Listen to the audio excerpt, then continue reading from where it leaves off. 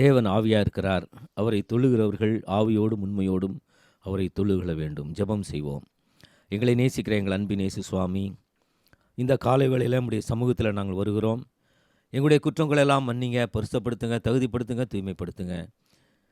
உம்முடைய கிருபையின் கரங்கள் எங்களோடு இருக்கட்டும் சுவாமி. இந்த நாளில் நாங்கள் பாடுகிற பாடல்கள், ஏறெடுக்கிற ஜெபங்கள், எங்களுடைய தியானங்களை நீர் ஆசீர்வதித்து தரும்படியாக ஜெபிக்கிறோம். ஆரம்பம் முதல் முடிவரைக்கும் நீரை எங்களோடு தங்கியிருப்பீராக, எங்களை ஆசீர்வதித்து அனுப்புவீராக. இயேசுவின் நாமத்திலே ஜெபிக்கிறோம் நல்ல பிதாவே, ஆமென். நாம் போற்றி துதிப்போம் எம் தேவ தேவனை என்ற பாடலை நாம் பாடுவோம்.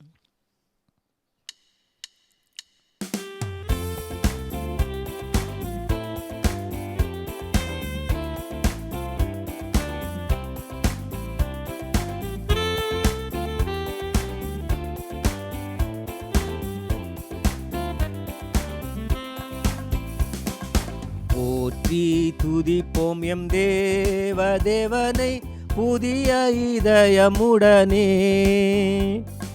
போற்றி துதிப்போம் எம் தேவ தேவனை புதிய இதயமுடனே. நேற்றும் இன்றும் என்றும் மாறா இயேசுவை நாம் என்றும் பாடி துதிப்போம். நேற்றும் இன்றும் என்றும் மாறா இயேசுவை நாம் என்றும் பாடி துதிப்போம். இயேசு என்னும் நாமமே என் ஆத்துமாவின் கீதமே. என் நேசரே சுவை நான் என்றும் போற்றி துதித்திடுவேன். என் நேசரே சுவை நான் என்றும் போற்றி மகிழ்ந்திடுவேன். கோர பயங்கரமான புயலில் கொடிய அலையின் மத்தியில், கோர பயங்கரமான புயலில் கொடிய அலையின் மத்தியில், காக்கும் கரம் கொண்டு மார்பில் சேர்த்தணைத்த அன்பை என்றும் பாடுவேன். காக்கும் கரம் கொண்டு மார்பில் சேர்த்தணைத்த அன்பை என்றும் பாடுவேன். இயேசு என்னும் நாமமே என் ஆத்துமாவின் கீதமே.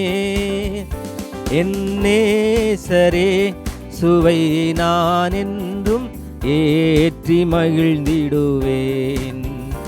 என் நேசரே சுவை நான் என்றும் ஏற்றி மகிழ்ந்திடுவேன். யோர்தான் நதி போன்ற சோதனையிலும் சோர்ந்தமிழ்ந்து மாழாதே. யோர்தான் நதி போன்ற சோதனையிலும் சோர்ந்தமிழ்ந்து மாழாதே. ஆர்ப்பின் ஜெய தொனியோடே பாதுகாத்த அன்பை என்றும் பாடுவேன்.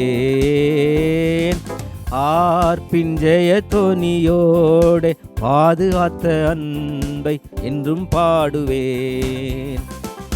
இயேசு என்னும் நாமமே என் ஆத்துமாவின் கீதமே. என் நேசரே சுவை நான் என்றும் ஏற்றி மகிழ்ந்திடுவேன். என் நேசரே சுவை நான் என்றும் ஏற்றி மகிழ்ந்திடுவேன். தாய் தன் பாலகனையே மறப்பினும் நான் மறவேன் என்று சொன்னதால், தாய் தன் பாலகனையே மறப்பினும் நான் மறவேன் என்று சொன்னதால், தாழ்த்தி என்னை அவர் கையில் தந்து ஜீவ பாதை என்றும் ஓடுவேன். தாழ்த்தி என்னை அவர் கையில் தந்து ஜீவ பாதை என்றும் ஓடுவேன். இயேசு என்னும் நாமமே என் ஆத்துமாவின் கீதமே. என் நேசரே சுவை நான் என்றும் ஏற்றி மகிழ்ந்திடுவேன். என் நேசரே சுவை நான் என்றும் ஏற்றி மகிழ்ந்திடுவேன். பூமி அகிலமும் சாட்சியாகவே போங்கள் என்ற கட்டளையதால், பூமி அகிலமும் சாட்சியாகவே போங்கள் என்ற கட்டளையதால், ஆவி ஆத்துமாவும் தேகம் யாவும் இன்று தந்து தொண்டு செய்குவேன். ஆவி ஆத்துமாவும் தேகம் யாவும் இன்று தந்து தொண்டு செய்குவேன். இயேசு என்னும் நாமமே என் ஆத்துமாவின் கீதமே. என் நேசரே சுவை நான் என்றும் ஏற்றி மகிழ்ந்திடுவேன். என் நேசரே சுவை நான் என்றும் ஏற்றி மகிழ்ந்திடுவேன். நாம் தொடர்ந்து ஆண்டவருடைய சமூகத்தில் நம்மை ஒப்பு கொடுப்போம். ஆண்டவர் நம்மை ஆசீர்வதிக்க, நம்மோடு கூட இடைபட நமக்கு இருக்கிற தடைகள் பாவங்கள் மட்டுமே. அவளை ஆண்டவரிடத்தில் அறிக்கை செய்வோம். ஆண்டவரே எங்களை மன்னிங்க, எங்களை பரிசுத்தப்படுத்துங்க, தூய்மைப்படுத்துங்க, எங்களுடைய உள்ளத்தில் தங்குங்க. ஆண்டவரே எங்கள் உள்ளம் அழுக்கு நிறைந்த உள்ளம், ஆண்டவரே எங்களுடைய அழுக்கு நிறைந்த எங்கள் உள்ளத்தில் நீர் தங்கும்படியாக, எங்களை பரிசுத்தப்படுத்தும்படியாக, இந்த வேளையில் எங்களை ஆசீர்வதிக்கும்படியாக நாங்கள் வருகிறோம். எந்தன் உள்ளம் தங்கும் இயேசு நாயகா, உந்தன் வீடாய் கொள்ளும் இயேசு நாயகா என்ற பாடலை பாடுவோம்.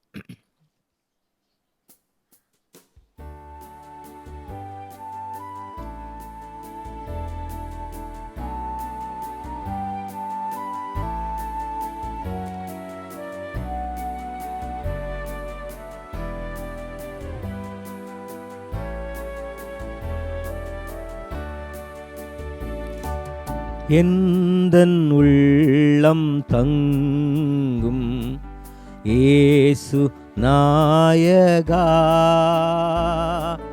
உந்தன் வீடாய் கொள்ளும் இயேசு நாயகா. இயேசு நாயகா, இயேசு நாயகா, உந்தன் வீடாய் கொள்ளும் இயேசு நாயகா.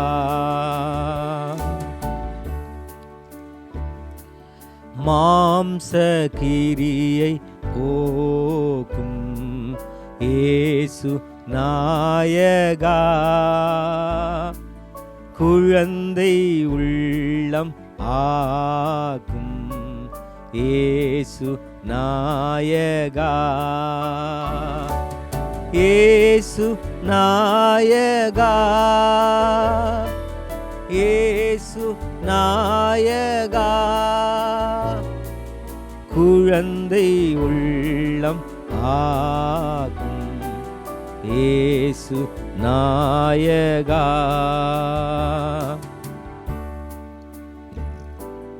திரும்ப விழாது பாரும் இயேசு நாயகா,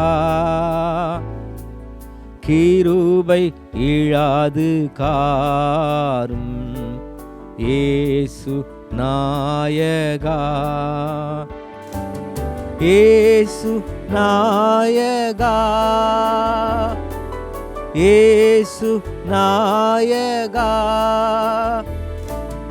கிருபை இழாது காரும் இயேசு நாயகா.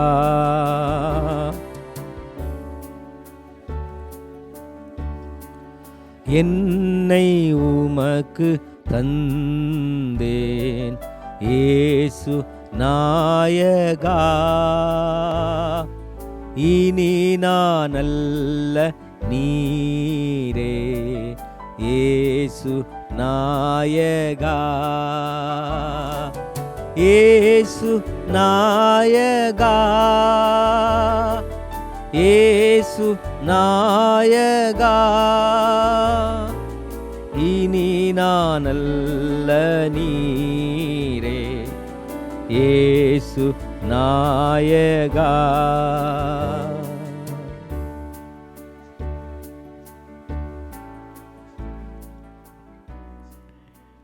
ஆண்டவர் நம்முடைய இதயத்தை பரிசுத்தம் பண்ணுகிறவராய், தூய்மை பண்ணுகிறவராய் இருக்கிறார். அவரை நாம் எந்த அளவுக்கு நேசிக்கிறோம், அவருக்கு நன்றி செலுத்துகிறோம் என்று நாம் பார்ப்போம்.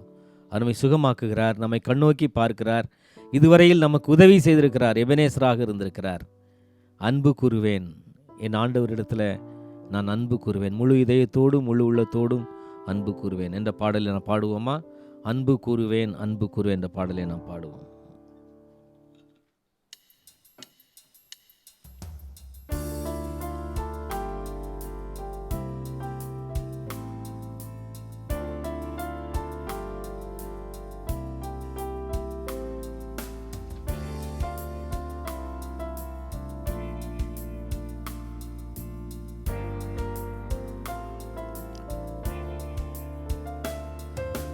அன்பு கூறுவேன் இன்னும் அதிகமாய்,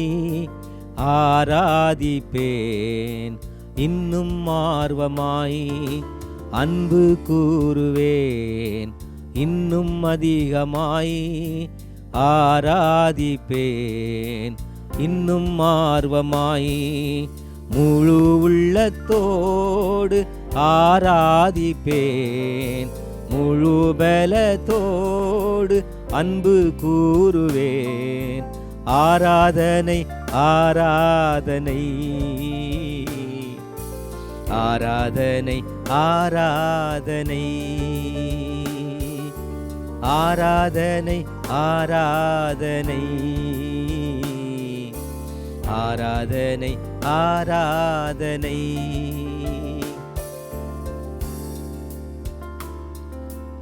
எபினேசரே எபினேசரே, இதுவரையில் உதவி நீரே. எபினேசரே எபினேசரே, இதுவரையில் உதவி நீரே. இதுவரையில் உதவி நீரே. உம்மை முழு உள்ளத்தோடு ஆராதிப்பேன், முழு பலத்தோடு அன்பு கூறுவேன். ஆராதனை ஆராதனை ஆராதனை ஆராதனை ஆராதனை ஆராதனை ஆராதனை ஆராதனை.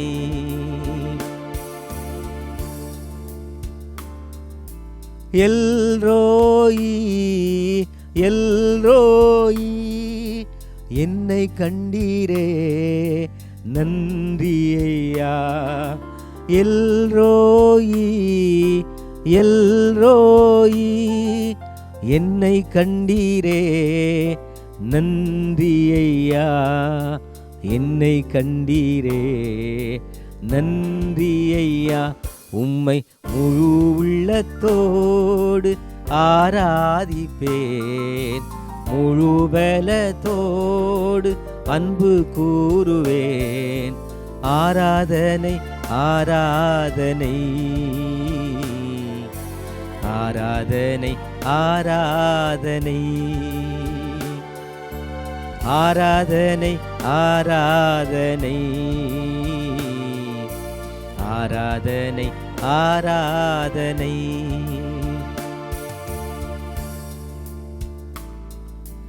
யெகோவா ரஃபா யெகோவா ரஃபா, சுகம் தந்தீரே நன்றி ஐயா.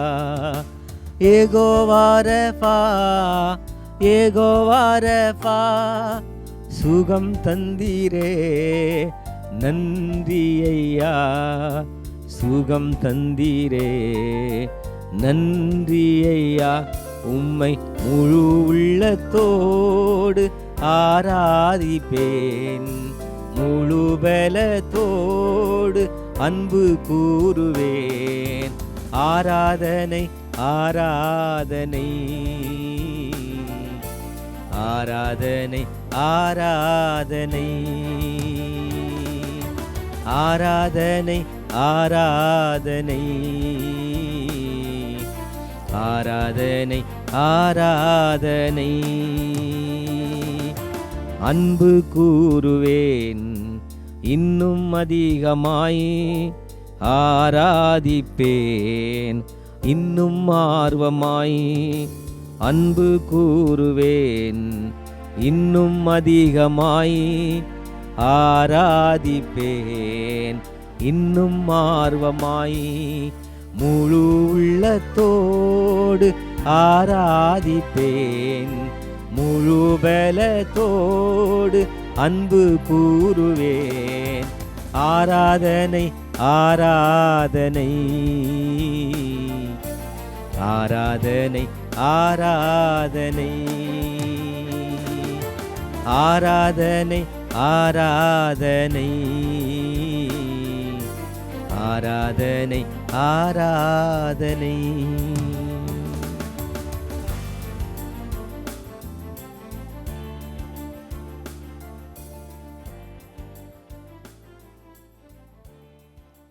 உத்தமமாய் முன் செல்ல உதவி செய்யும் யெகோவா. இந்த உலக வாழ்க்கை போராட்டத்தில் நாம் போராடி வெற்றி பெற வேணும், மரண பரியந்தம் உண்மையாய் இருக்க வேண்டும் என்று சொல்லி ஆண்டவர் தன்னுடைய சபையை பார்த்து சொல்லுகிறார். கடைசி வரைக்கும் இந்த வாழ்க்கை போராட்டத்தில் ஆண்டவருக்கு உண்மையாக இருக்க வேண்டும். அவருடைய பணிக்கு, அவருடைய ஊழியங்களுக்கு, அவருடைய வேதத்தின் வழியில் நாம் உண்மையாய் நடந்து ஆண்டவருடைய ராஜ்யத்தை நாம் சுதந்திரிக்க வேணும். அந்த பாக்கியத்தை நாம் பெறுவதற்கு நாம் உத்தமமாய் ஆண்டவருடைய சமூகத்தில் நடக்க வேண்டும் என்று ஆண்டவர் நம்மை எதிர்பார்க்கிறார். உத்தமமாய் முன் செல்ல உதவி செய்யும் யெகோவா, ஊக்கம் அதை கைவிடாமல் காத்து கொள்ள உதவும் என்ற பாடலை நாம் பாடுவோம். ஜெபத்தோடு கூட பாடுவோம்.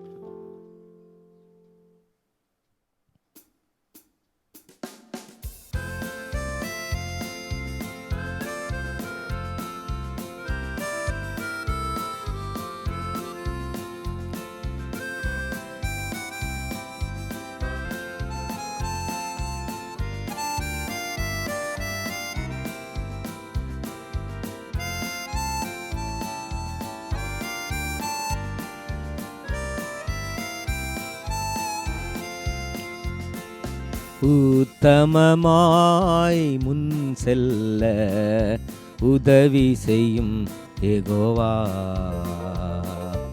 ஊக்கமதை கைவிடாமல் காத்து கொள்ள உதவும்.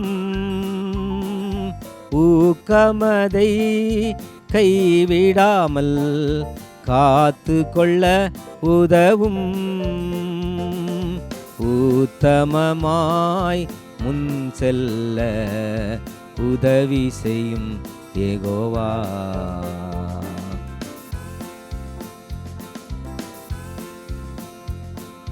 தீர்மானங்கள் தோற்காவண்ணம் காத்து கொள்ள உதவும். நேர்மையாக வாக்கை காக்க வழிவகுத்தருள வேண்டும்.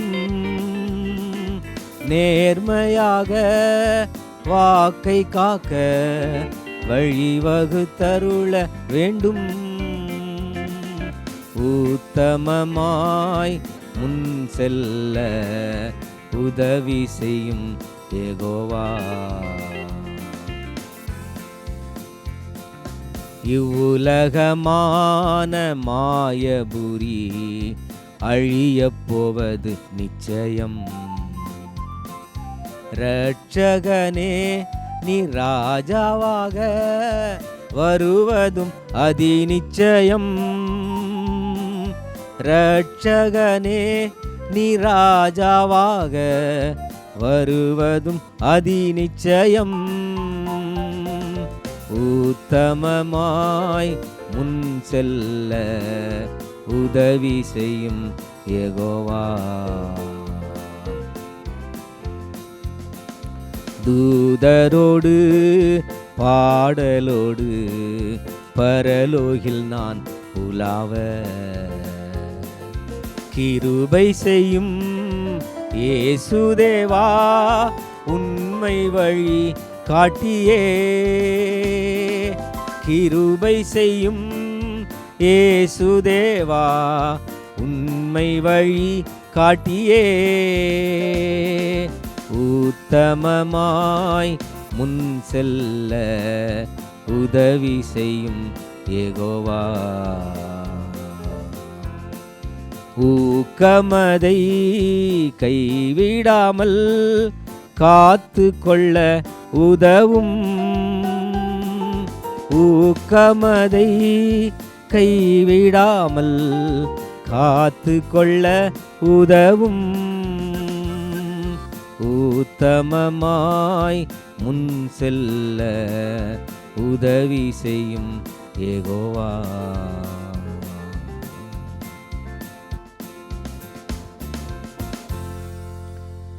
ஆண்டவருடைய ராஜ்யத்துக்கு போவதே நம்முடைய லட்சியம். இந்த உலக வாழ்க்கை நிரந்தரமற்றது என்பதை நாம் அறிந்திருக்கிறோம். இந்த உலக வாழ்க்கையில் வாழ்கிற இந்த சூழ்நிலையெல்லாம் நமக்கு தெரியும். நிரந்தரமற்ற நிச்சயமற்ற ஒரு வாழ்க்கை. இதில் நிரந்தரமானது நிச்சயமானது ஒன்றே ஒன்று தான். ஆண்டவர் நமக்கு வாக்களித்திருக்கிற நித்திய ஜீவன். நீடூழியாய் அழிவில்லாமல் ஆண்டவருடைய ராஜ்யத்தில் நம்முடைய ஆத்துமா நிரந்தரமாய் வாழப்போகிற அந்த மகிழ்ச்சி தான் நமக்கு. அதை உணர்ந்த தேவ பிள்ளைகள் ஆண்டவரை பற்றி பிடித்து கொண்டு அவருக்காக வாழ்கிறார்கள். அந்த வரிசையில் நீங்கள் இருக்கிறீர்களா? ஆண்டவருடைய ராஜ்யத்துக்கு போவதற்காக நான் தயாராக இருக்கிறேன். அவர் தருகிற பந்தய பொருளின் பரிசை நான் பெற்றுக்கொள்வதற்கு தயாராக இருக்கிறேன் என்று ஆண்டவருடைய சமூகத்தில் ஒப்பு கொடுத்தவர்களாக ஆனந்தமாய் இன்ப காணான் ஏகிடுவேன், தூய பிதாவின் முகம் தரிசிப்பேன் என்ற பாடலை நாம் பாடுவோம்.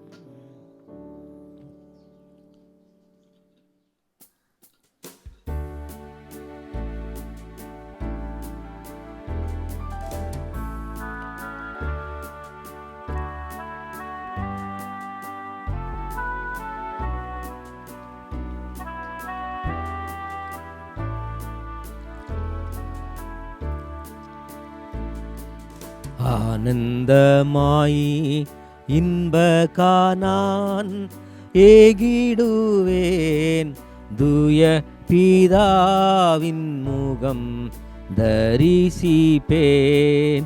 ஆனந்தமாய் இன்ப காணான் ஏகிடுவேன், தூய பிதாவின் முகம் தரிசிப்பேன்.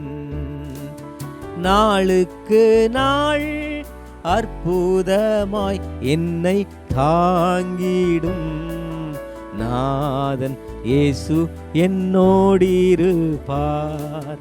ஆனந்தமாய் இன்ப காணான் ஏகிடுவேன், தூய பிதாவின் முகம் தரிசிப்பேன்.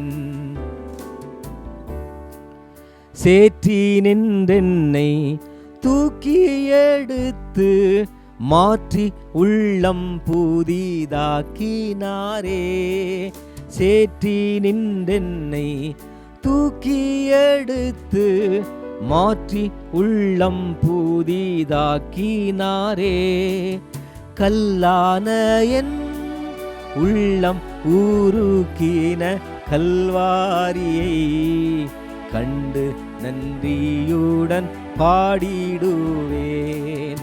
ஆனந்தமாய் இன்ப காணான் ஏகிடுவேன், தூய பிதாவின் முகம் தரிசிப்பேன்.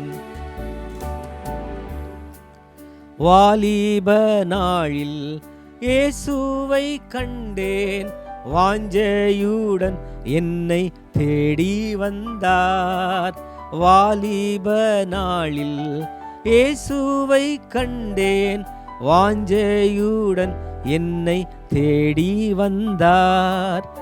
எதற்குமே உதவா என்னையும் கண்டெடுத்தார். இயேசுவின் அன்பை நான் என் சொல்லுவேன்.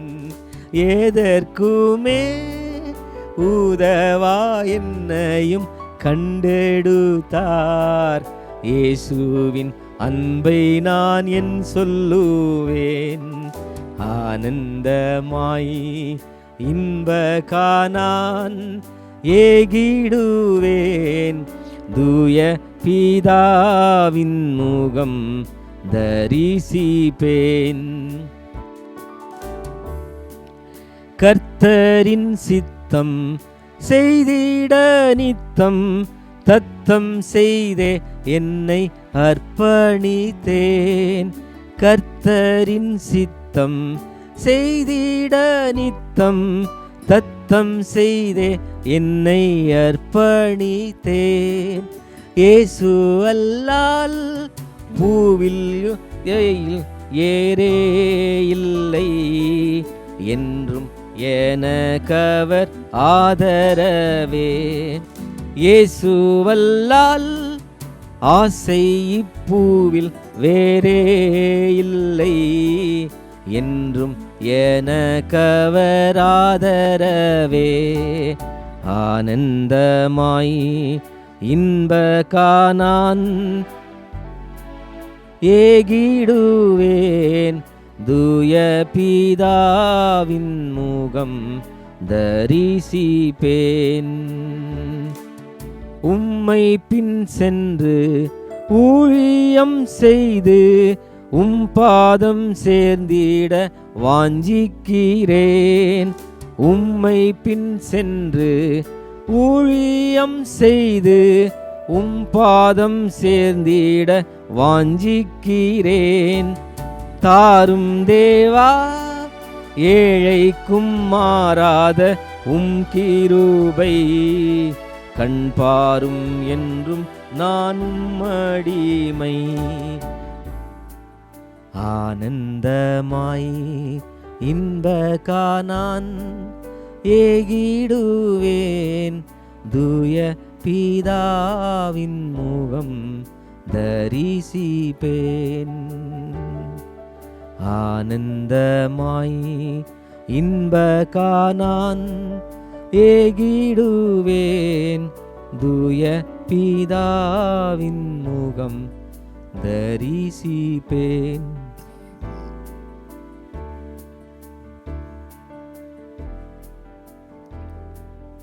ஆண்டவர் நம்முடைய தகப்பனாக தாயாக இருக்கிறார். ஆண்டவருடைய சமூகத்தில் வரும்போது நாம் ஏதோ கடவுளை வழிபட ஏதோ பக்திமான்கள் போல வருவதில்லை. அவருடைய சொந்த பிள்ளைகளாக வருகிறோம். நம்முடைய ஆண்டவர் நம்மை பிள்ளைகளாகத்தான் நினைக்கிறார். தாய் தன் பிள்ளையை மறந்தாலும் நான் மறக்கிறதே இல்லை என்று ஆண்டவர் சொல்கிறார். தகப்பன் தன் பிள்ளைகளுக்கு இறங்குகிறது போல கர்த்தர் தமக்கு பயந்தவர்களுக்கு இறங்குகிறார் என்று ஆண்டவர் சொல்லுகிறார். அன்புள்ள ஏசையா, பிள்ளை நானையா, ஆனந்த ஒளி பிறக்கும், வாழ்வெல்லாம் வழி திறக்கும். நம்முடைய வாழ்க்கை பாதையில் எத்தனை இடர்கள், எத்தனை கவலைகள், துயரங்கள் ஒருவேளை குறுக்கே வரலாம். ஆனால் பகலில் மேகம், இரவில் ஜோதி நமக்கு கொடுத்து நம்மை வழிநடத்துகிற ஆண்டவர், போஷிக்கிற ஆண்டவர், பராமரிக்கிற ஆண்டவர் நம்மோடு இருக்கிறார். இந்த உலகத்தின் முடிவு பரியந்தம் சதா நாட்களில் உங்களோடு இருக்கிறேன் என்று ஆண்டவர் சொன்னார். அன்புள்ள ஏசையா, பிள்ளை நானையா, ஆனந்த ஒளி பிறக்கும், வாழ்வெல்லாம் வழி திறக்கும் என்ற பாடலை பாடி நாம் ஜெபத்திற்கு ஆயத்தமாவோம்.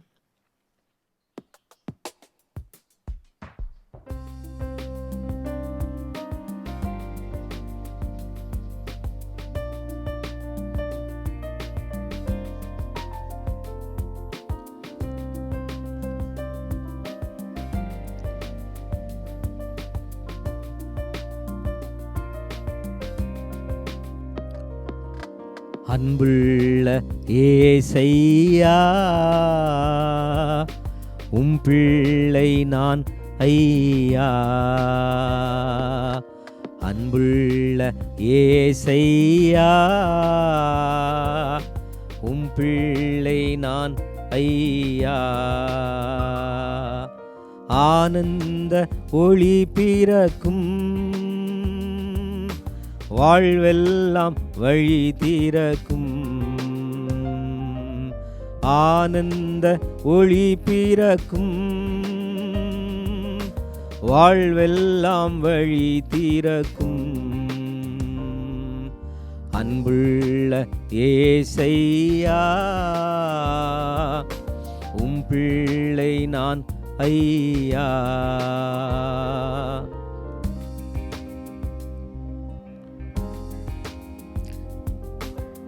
காடு மேடு ஓடிய ஆடு என்று என்னை வெறுத்திடவில்லை. காடு மேடு ஓடிய ஆடு என்று என்னை வெறுத்திடவில்லை. நாடி என்னை தேடிய தயவல்லவோ, பாடுவேன் வாழ்வெல்லாம் இன்பம். அன்புள்ள ஏசையா, பிள்ளை நான் ஐயா. அன்புள்ள ஏசையா, பிள்ளை நான் ஐயா.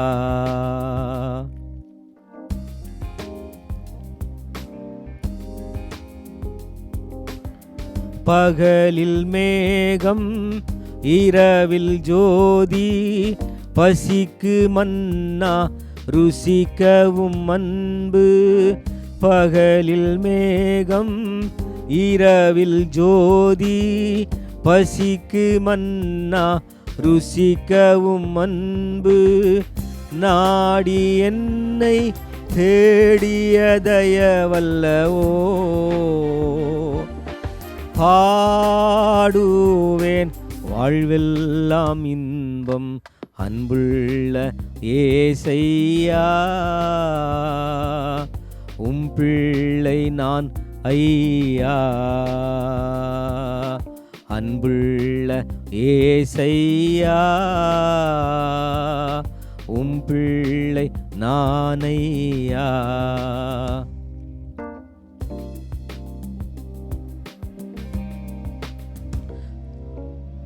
தாகம் தீர ஜீவ தண்ணீர் உள்ளம் கையில் என்னையும் கண்டீர். தாகம் தீர ஜீவ தண்ணீர் உள்ளம் கையில் என்னையும் கண்டீர். நாடி என்னை தேடிய தயவல்லவோ, பாடுவேன் வாழ்வெல்லாம் இன்பம். அன்புள்ள ஏசையா, பிள்ளை நான் ஐயா. அன்புள்ள ஏசையா, பிள்ளை நான் ஐயா. ஆனந்த ஒளி பிறக்கும், வாழ்வெல்லாம் வழி திறக்கும். ஆனந்த ஒளி பிறக்கும், வாழ்வெல்லாம் வழி திறக்கும். அன்புள்ள ஏசையா, பிள்ளை நான் ஐயா. அன்புள்ள ஏசையா, பிள்ளை நான் ஐயா. நாம் ஜெபம் செய்வோம். இந்த நாட்களில் நம்முடைய வீடுகளில் ஒருவேளை நாம் அடைபட்டிருக்கிறோம். ஆண்டவருடைய பாதுகாப்புக்காக நாம் ஜெபிப்போம். கடினமான காலகட்டங்களில் வாழ்ந்து வருகிறோம். ஒருவேளை நம்முடைய வீடுகளில் வியாதிகள் பலவீனங்கள் இருக்குமானால் ஆண்டவரே சுகப்படுத்துங்க, பலப்படுத்துங்க என்று சொல்லி ஜெபிப்போம். ஒருவேளை அநேகர் இந்த தொற்றினால் பாதிக்கப்பட்டு வீட்டில் இருக்கிறீங்க. ஆண்டவர் சுகத்தை கொடுக்கும்படியாய் நாம் ஜெபிப்போம்.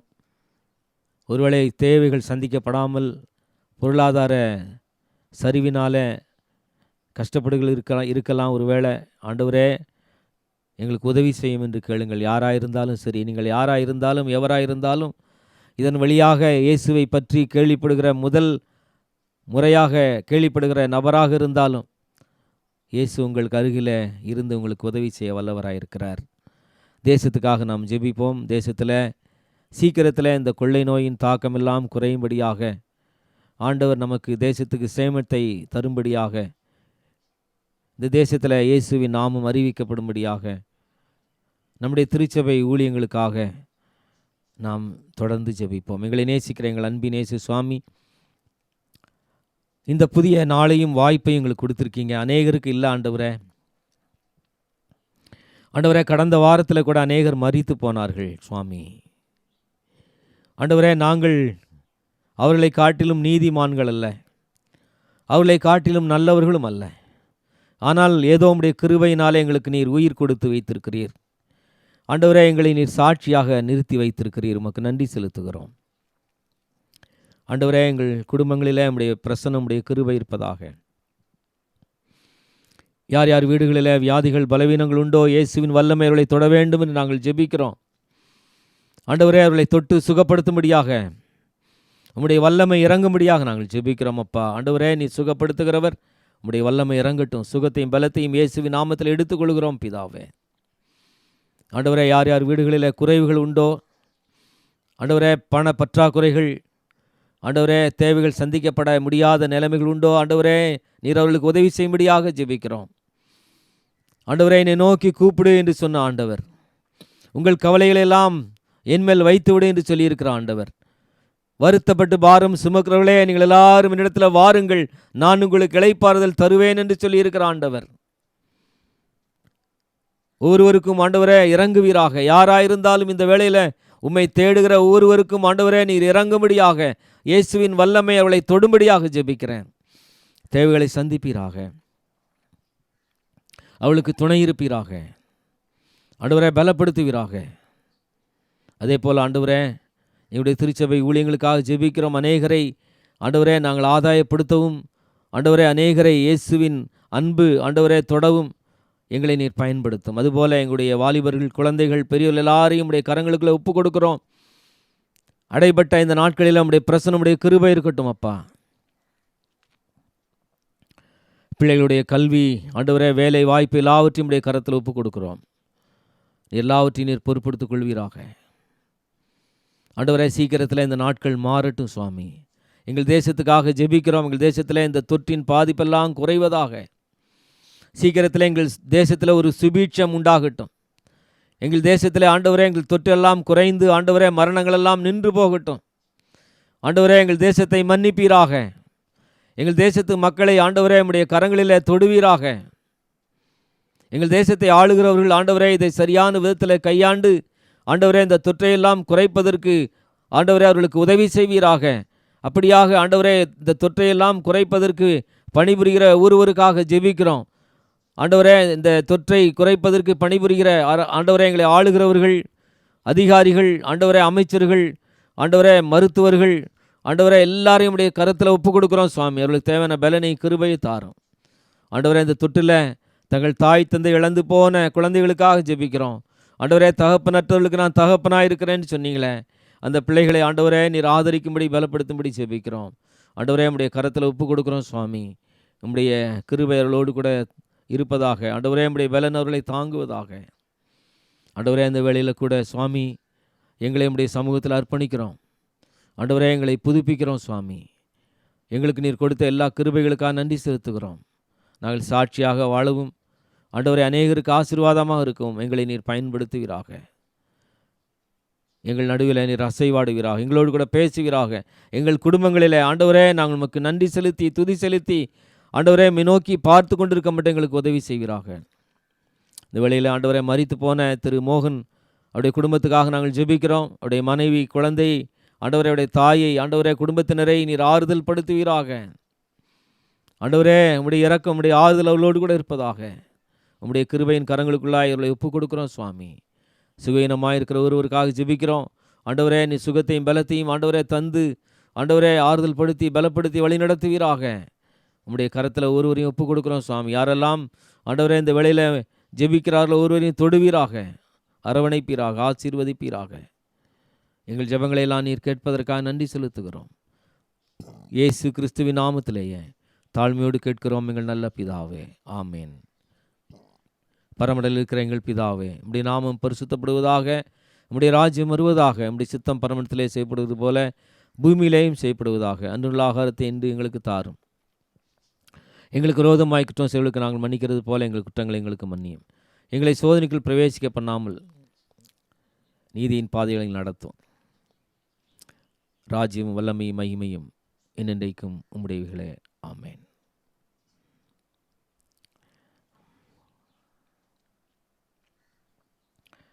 இந்த வேளையில் தங்களுடைய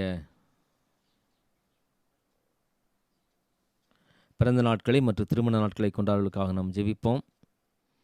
தங்களுடைய பிறந்த நாட்களை கொண்டாடுகிறவர்கள் Thiru K Sathish, A Lydia Evangeline, Thiru R Abraham Prince Raja Edwin, Thirumathi Daisy Daniel, Thirumathi Devika Kingsley, Thiru George Stephenson, doctor Kiruba Gladys Arulraj, Thiru P Prakash, J Bino மோகன் ஆகியோர் தங்களுடைய பிறந்த நாட்களை கொண்டாடுகிறார்கள். திரு கோவிந்தராஜ், திருமதி கோமலா, திரு சின்னத்தம்பி, திருமதி சலோமி, திரு மோகன்தாஸ், திருமதி விஜயா ஆகியோர் தங்களுடைய திருமண நாட்களை நினைவு கூறுகிறார்கள். இவர்களுக்காக நாம் ஜெபிப்போம். எங்களை நேசிக்கிற எங்கள் அன்பின் ஆண்டவரே, இந்த அருமையான பிள்ளைகளுக்காக ஜெபிக்கிறோம். உம்முடைய கிருபை, உம்முடைய பிரசனம் இந்த பிள்ளைகளோடு கூட தங்கியிருப்பதாக. ஆண்டவரே, நீர் அவர்களை ஆதரித்து பலப்படுத்தி வழிநடத்த வேண்டும் சொல்லி நாங்கள் ஜெபிக்கிறோம். உம்முடைய கரத்தில் இவர்களை அர்ப்பணிக்கிறோம் சாமி. உம்முடைய உள்ளங்கையில் வரைந்து வைத்து வழி நடத்துவீராக, அரவணைப்பீராக, ஆசீர்வதிப்பீராக, தேவைகள் எல்லாவற்றையும் சந்திப்பீராக. இயேசுவின் நாமத்தில் ஜெபிக்கிறோம் நல்ல பிதாவே, ஆமென். திருமண அறிக்கை. நம்முடைய இம்மானுவேல் மெத்தடிஸ்ட் தமிழ் திருச்சபையைச் சேர்ந்த திரு அகஸ்டின் சுரேஷ் பாபு, அவருடைய குமாரத்தி திருநிறை செல்வி மேஞ்சலின் அவர்களும், செங்குன்றம் சிஎஸ்ஐ உலக மீட்பர் திருச்சபையைச் சேர்ந்த திரு லோகாபிராமன் அவருடைய மகன் எல் பிரதீப் அவர்களும் திருமணம் செய்ய நிச்சயிக்கப்பட்டிருக்கிறார் என்று இந்த திருச்சபைக்கு அறிவிக்கிறேன். இவர்களை இந்த திருமணத்தில் இணைக்கக்கூடாத நியாயமான காரணமாவது தடையாவது உண்டென்று நீங்கள் யாராவது அறிந்திருந்தால் அதை சபை போதகருக்கு எழுத்து மூலம் தெரிவிக்க வேண்டும். இது இவர்களுக்கு 2ஆம் அறிக்கை. இவர்களுக்காக நாம் ஜெபிப்போம். எங்களை நேசிக்கிற எங்கள் அன்பின் ஆண்டவரே, அருமையான சோன் பிரதீபுக்காக, மேஞ்சலினுக்காக ஜெபிக்கிறோம். உம்முடைய கிருபை, உம்முடைய பிரசனம் பிள்ளைகளோடு கூட இருந்து அவர்களை வழிநடத்த வேண்டும் சொல்லி ஜெபிக்கிறோம். திருமண ஏற்பாடுகளை பொறுப்படுத்திக் கொள்ளும். திருமண காரியங்களில் உம்முடைய கிருபை, உம்முடைய பிரசனம் கூட இருக்கும்படியாக நாங்கள் ஜெபிக்கிறோம். இனிமையான, நிறைவான, மகிழ்ச்சியான திருமண வாழ்க்கையை கட்டளையிடும். இயேசுவின் நாமத்திலேயே ஜெபிக்கிறோம் நல்ல பிதாவே, ஆமென். அறிவிப்புகள். இந்த ஆராதனைக்கு நீங்கள் வழக்கம் போல ஒவ்வொரு ஆராதனையிலும் வருவது போல, கலந்து கொள்வது போல, இந்த ஆராதனையிலும் நீங்கள் வீடுகளில் இருந்தபடி நீங்கள் கலந்து கொள்ள வேணும். இந்த ஜெபங்களில் நீங்கள் பங்கு பெற வேணும் என்று உங்களை அன்போடு கூட கேட்டுக்கொள்கிறேன். இந்த செய்திகளை நீங்கள் கேட்டு பயன்பெற வேண்டும். இன்று மாலை 6 மணிக்கு சண்டே கிளாஸ் நடைபெறும். சிறு பிள்ளைகளுக்கு தயவுசெய்து இந்த சண்டே கிளாஸுக்கு உங்கள் பிள்ளைகள் பங்கு பெறும்படி, அவர்களை ஊக்குவிக்கும்படி உங்களை அன்போடு கேட்டுக்கொள்கிறேன். அது பிள்ளைகளுக்கு மிகவும் பிரயோஜனமாக இருக்கும். டீம் லிங்க் வழியாக அது நடைபெறுகிறது. தயவுசெய்து சண்டே ஸ்கூலுக்கு பிள்ளைகளை அனுப்பி வைக்கும்படி உங்களை அன்போடு கேட்டுக்கொள்கிறேன். தினந்தோறும் உங்களுக்கு டெய்லி டிவோஷன் என்ற செய்திகளும் தியானங்களும் யூடியூப் வழியாக வருகிறது. அவைகளையும் நீங்கள் பார்த்து கேட்டு பயனடையும்படி உங்களை அன்போடு கூட கேட்டுக்கொள்கிறோம். உங்களில் யாருக்காவது சுகவீனம், பலவீனம் என்று வருமானால் அதை உடனடியாக எனக்கு தெரியப்படுத்தும்படி உங்களை அன்போடு கூட கேட்டுக்கொள்கிறேன். ஆண்டவர் நம்மை ஆசீர்வதிப்பாராக. நாம் தேவ செய்திக்குள்ளாக கடந்து செல்வோம். ஜெபம் செய்வோம். பேசும் பேசும் ஜெபம் செய்யும் போது ஆண்டவா பிரியமானதை இப்போ காட்டும் செய்ய ஆயத்தம். ஆண்டவா பிரியமானதை இப்போ காட்டும் செய்ய ஆயத்தம். பேசும் பேசும் வேதம் தியானிக்கையில் ஆண்டவா பிரியமானதை இப்போ காட்டும் செய்ய ஆயத்தம். ஆண்டவா பிரியமானதை இப்போ காட்டும் செய்ய ஆயத்தம். ஆண்டவரே, எங்களோடு கூட பேசும். என்னுடைய குற்றங்கள் எல்லாம் மன்னிங்கப்பா. ஆண்டவரே, நாங்கள் தகுதியற்றவர்கள் சுவாமி, குறைவுள்ளவர்கள் சுவாமி. உம்முடைய சமூகத்தில் வரக்கூடிய தகுதி எனக்கு கிடையாது, எங்களுக்கு கிடையாது. ஆண்டவரே, நீர் எங்களோடு கூட பேசுவீராக. என்னை மறைத்து நீர் பேசும். ஆண்டவரே, எங்களிடத்தில் இருக்கிற குற்றங்கள் எல்லாவற்றையும் மன்னியும், பரிசுத்தப்படுத்தும், தகுதிப்படுத்தும், தூய்மைப்படுத்தும். இயேசுவின் நாமத்தில் ஜெபிக்கிறோம் நல்ல பிதாவே, ஆமென். இந்த நாட்களில் விளையாட்டுகள் எல்லாம் தடை பெற்றிருக்கிறது என்று உங்களுக்கு தெரியும். அநேக விளையாட்டு போட்டிகள் எல்லாம் நின்று போயிருக்கின்றன. அநேகம் பேர் விளையாட்டு போட்டிகளில் பங்கு பெறுகிற விளையாட்டு வீரர்கள் பங்கு பெற முடியாமல் இருக்கிறார்கள்.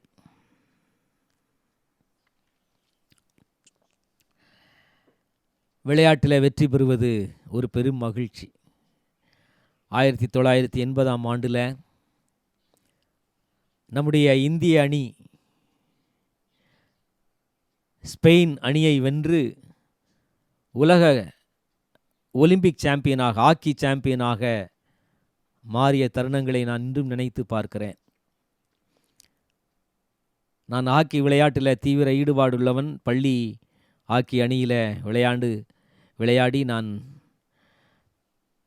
ஒரு சில சர்டிஃபிகேட்ஸ் பெற்றவன். எனவே ஹாக்கி விளையாட்டில் அதிக ஈடுபாடுகள் உண்டு. அந்த நாட்களில் பாஸ்கரன் என்ற அருமையான இந்திய அணியினுடைய கேப்டன் கடும்பாடுபட்டு அந்த ஒலிம்பிக் பதக்கத்தை இந்தியாவுக்கு வாங்கி கொடுத்தார். நாங்கள் அதை கொண்டாடினோம். பதக்கம் பெறுவது விளையாட்டு வீரர்களுக்கு அதுதான் லட்சியம். எப்படியாவது பதக்கம் பெற்றுவிட வேணும். அதற்காகத்தான் அவர்கள் உழைக்கிறார்கள். எத்தனையோ ரவுண்டு அதற்கு பாடுபடுகிறாங்க. இப்போ பதக்கம் அவ்வளவு ஈஸியாக அந்த ஒலிம்பிக் பதக்கம் அவர்களுக்கு கிடைக்கவில்லை. அதற்கு முதலாவது அவர்கள் பல தகுதிகள் பெற வேணும். அந்த ஒலிம்பிக் போட்டியில் பங்கு பெறுவதற்கே குவாலிஃபையிங் ரவுண்ட்ஸ் உண்டு. அதில் தகுதியாக வேண்டும், தகுதிப்படுத்தி கொள்ள வேண்டும். அதற்கு பின்பு அவர்கள் எந்த லீகில் இருக்கிறார்களோ, எந்த அணியில் பிரித்து வைக்கிறார்களோ, குரூப்பில் பிரித்து வைக்கிறார்களோ, அந்த குரூப்பில் அவர்கள் ஒவ்வொரு அணியோடும் மோதி வெற்றி பெற வேணும். ஒவ்வொரு வெற்றியும் மிக மிக முக்கியம். போராடி வெற்றி பெற வேணும். அது விளையாட்டு வீரர்களுக்குத்தான் அந்த கஷ்டம் தெரியும். அந்த வெற்றியை பெற்ற பின்பு காலிறுதி ஆட்டம், அரையிறுதி ஆட்டம் என்று இருக்கிறது. அதிலே வெற்றி பெற வேணும். ஒரு வழியாக இறுதி ஆட்டத்துக்கு வந்த உடனே அதிலும் வெற்றி பெற வேண்டும். இப்படி படிப்படியாக போராடி வெற்றி பெறும் அந்த நிகழ்வை கொண்டாடுகிறோம். ஆனால் பரிசுத்த பவுல் சொல்லுகிறார், 1 கொரிந்தியர் 9ஆம் அதிகாரம் 25ஆம் வசனத்தில், அவர்கள் அழிவுள்ள கிரீடத்துக்காக, அப்படி அழிவுள்ள கிரீடத்திற்காக அவர்கள் இச்சை அடக்கமுள்ளவர்களாய் இருக்கிறார்கள், பிரயாசப்படுகிறார்கள், கவலைப்படுகிறார்கள். நாமோ அழிவில்லாத கிரீடத்துக்காக பிரயாசப்படுகிறோம். இந்த கிரீடம் மாறிவிடும். இந்த ஒலிம்பிக் பதக்கம் அடுத்த ஒலிம்பிக்கில் வேற நாட்டுக்கு சென்றுவிடும். அது நிரந்தரமாக நம்மகிட்ட இருப்பதில்லை. ஆனால் நிரந்தரமான ஒரு கிரீடம் நமக்கு கிடைக்கும். அழிவில்லாத கிரீடம். நம்மை விட்டு யாரும் அதை எடுத்துவிட முடியாது. இந்த கிரீடத்தை நாம் இழந்துவிட முடியாது, விட்டுவிட முடியாது. பிரியமானவர்களே, we can't afford to lose it. அதை எப்படியாவது நாம் பிடித்து கொள்ள வேண்டும். we should grab it somehow. எப்படியாவது பிடித்து கொள்ள வேண்டும். அதைத்தான் வேதத்தின் சில வசனங்களில் நாம் பார்க்கிறோம். பரிசுத்த பவுல் அப்போஸ்தலன் 3ஆம் அதிகாரம், பிலிப்பியர் 3ஆம் அதிகாரம் 14ஆம் வசனத்தில், பந்தய பொருளின் பரிசு பொருள், பந்தய பொருள், அந்த பரிசு பொருளை பெறுவதற்காக லக்கை நோக்கி தொடர்கிறேன் என்று சொல்கிறார். 2 தீமோத்தேயு 4:7 நல்ல போராட்டத்தை போராடினேன், ஓட்டத்தை முடித்தேன், விசுவாசத்தை காத்துக்கொண்டேன், இது முதல் ஜீவ கிரீடம் எனக்கு காத்திருக்கிறது, நீதியின் கிரீடம் எனக்கு காத்திருக்கிறதுன்னு சொல்றார். யாக்கோபு 1:5 சோதனை சகித்தால் ஜீவ கிரீடம் என்று சொல்லப்பட்டிருக்கிறது. 1 பேதுரு 5:4 மகிமையுள்ள வாடாத கிரீடம் என்று சொல்லப்பட்டிருக்கிறது. இப்படி பல விதங்களில் தேவ பிள்ளைகள் ஒரு கிரீடம் இருக்கிறது, ஜீவ கிரீடம். அது மகிமையுள்ள வாடாத கிரீடம், அழிவில்லாத கிரீடம், பரிசு பொருள் என்று பல விதங்களில் அழைக்கப்படுகிறது. பிரியமானவர்களே, இந்த கிரீடத்தை நாம் பெற்றுக்கொள்ள வேணும். அதுதான் மிக முக்கியம். இந்த கிரீடத்தை நாம் பெற்றுக்கொள்வதற்கு நாம் என்ன செய்வது? இந்த கிரீடத்தை நாம் பெற்றுக்கொள்வதற்கு என்ன செய்வது? கிரீடம் ஒன்று கையில் வந்துடாது இல்லையா? நான் ஒலிம்பிக் பதக்கத்தில் நமக்கு அனுபவம் வேண்டும், பயிற்சி வேண்டும். ஒலிம்பிக் போட்டியில் பங்கு பெற்று பயிற்சி பெற்று அனுபவமெல்லாம் பெற்ற பிறகு போராடி ஜெயித்து பதக்கம் பெற வேணும். எளிமையாக கிடைப்பதில்லை. எனவே நாமும் இதற்கு சில முயற்சிகளை எடுக்க வேணும். பிரியமானவர்களே, இந்த வாடாத மகிமையுள்ள ஜீவ கிரீடத்தை ஆண்டவர் நமக்காக வைத்து காத்திருக்கிறார். எல்லாருக்கும் உண்டு. Anybody can get it. இதுக்கு பெரிய உடல் தகுதி தேவையில்லை, அதிக படிப்பு தேவையில்லை, உயர்ந்த குடும்பத்தில் பிறந்திருக்க வேண்டிய அவசியம் இல்லை. உலகத்தில் அநேக தகுதிகளை வைத்திருக்கலாம், அந்த தகுதியெல்லாம் இல்லை. என்ன செய்ய வேண்டும்? 1 கொரிந்தியர் 9:27 பவுல் சொல்கிறார், என் சரீரத்தை ஒடுக்கி நான் கீழ்ப்படுத்துகிறேன், நான் ஆகாதவனாய் போகாதபடிக்கு என் சரீரத்தை ஒடுக்கி கீழ்ப்படுத்துகிறேன். அதாவது தன்னுடைய பாவங்களை ஆண்டவரிடத்தில் அறிக்கையிட்டு மன்னிப்பு கேட்டு தன்னை தகுதிப்படுத்திக் கொள்கிறார். நமக்குள்ளே ஒரு மாம்சம் இருக்கிறது, நமக்குள்ளே பாவ சிந்தனைகள் இருக்கிறது, பாவ காரியங்கள் இருக்கிறது. ஒருவேளை நான் ஊழியக்காரன் என்பதனால இல்லை என்று சொல்ல முடியாது. எல்லாருக்கும் உண்டு, பவுலுக்கும் உண்டு. அவர் தன்னை ஒடுக்கி கீழ்ப்படுத்துகிறார். முதலாவது அவர் ஆண்டவருடைய சமூகத்தில் தன் பாவங்களை அறிக்கையிட்டு மன்னிப்பு கேட்டு ஆண்டவருடைய சமூகத்துக்கு தன்னை ஒப்பு கொடுத்து விட்டார். தமஸ்கு செல்லும் வழியில் ஆண்டவரே என்னை ஏற்றுக்கொள்ளும் என்று அவருடைய சமூகத்தில் தன்னை அர்ப்பணித்து விட்டார் ஒரு நாள். முதலாவது அந்த அர்ப்பணிப்பு நமக்கு இருக்க வேண்டும். இயேசு கிறிஸ்துவுடைய இரத்தத்தினால் கழுவப்பட்டவர்களாக இயேசுவே என்னை ஏற்றுக்கொள்ளும் என்று சொல்லி, உம்முடைய சித்தத்துக்கு என்னை ஒப்பு கொடுக்கிறேன் என்று சொல்லி அர்ப்பணிக்கிறவர்களாக நாம் இருக்க வேண்டும். அதுதான் முதல் தகுதி. இயேசுவை ஏற்றுக்கொள்கிறவர்களாக, அவருடைய இரத்தத்தினால் கழுவப்பட்டு ஆண்டவரே என்னை மன்னியும் என்று அவரிடத்தில் வருபவர்களாக இருக்க வேண்டும். யாராக இருந்தாலும் பரவாயில்ல. நீங்கள் அதற்கு கிறிஸ்தவர்களாகத்தான் இருக்க வேண்டும் என்று அவசியம் இல்லை, ஊழியர்களாக இருக்க வேண்டும் என்று கூட அவசியம் இல்லை. எந்த தேசமாக இருக்கலாம், எந்த இனமாக இருக்கலாம், எப்படிப்பட்ட சூழ்நிலையாக இருக்கலாம், கிறிஸ்தவர்களாக இருக்கலாம், கிறிஸ்தவர்கள் அல்லாமல் கூட இருக்கலாம். எல்லாரும் வரலாம், இந்த ஓட்டத்தில் எல்லாரும் பங்கு பெறலாம், இந்த பரிசை பெறலாம். இயேசு கிறிஸ்துவே என்னை மன்னியும், என் பாவங்களை மன்னியும் என்று அவரிடத்தில் அறிக்கை செய்து மனம் திரும்பினால் இந்த தகுதியை நீங்கள் பெற்றுக்கொள்ளலாம். அதற்கு பின்பு பவுல் சொல்வது போல என் சரீரத்தை ஒடுக்கி கீழ்ப்படுத்துகிறேன். தொடர்ந்து நான் பரிசுத்தமாக என்னை பாதுகாத்து கொள்ள வேணும். என் சரீரம் என் ஆவியுடைய கட்டுப்பாட்டுள்ளே, பரிசுத்த ஆவியானவருடைய கட்டுப்பாட்டுக்குள்ளே அது பரிசுத்தமாக இருக்க வேண்டும். அவ்வப்பொழுது அது மீறும் சமயத்தில் ஆண்டவரே என்னை மன்னியும் என்று அதை ஒடுக்கி ஆண்டவருடைய சமூகத்தில் என் பாவங்களை அறிக்கையிட்டு ஆண்டவருக்கு என்னை ஒப்பு கொடுத்து நான் என்னை புதுப்பித்து கொள்ள வேணும். தினந்தோறும், நாள்தோறும், இது அவசியம். அதே போல பவுல் சொல்வது போல 1 கொரிந்தியர் 9:25 நாம் இச்சை அடக்கம் உள்ளவர்களாய் இருக்க வேண்டும்.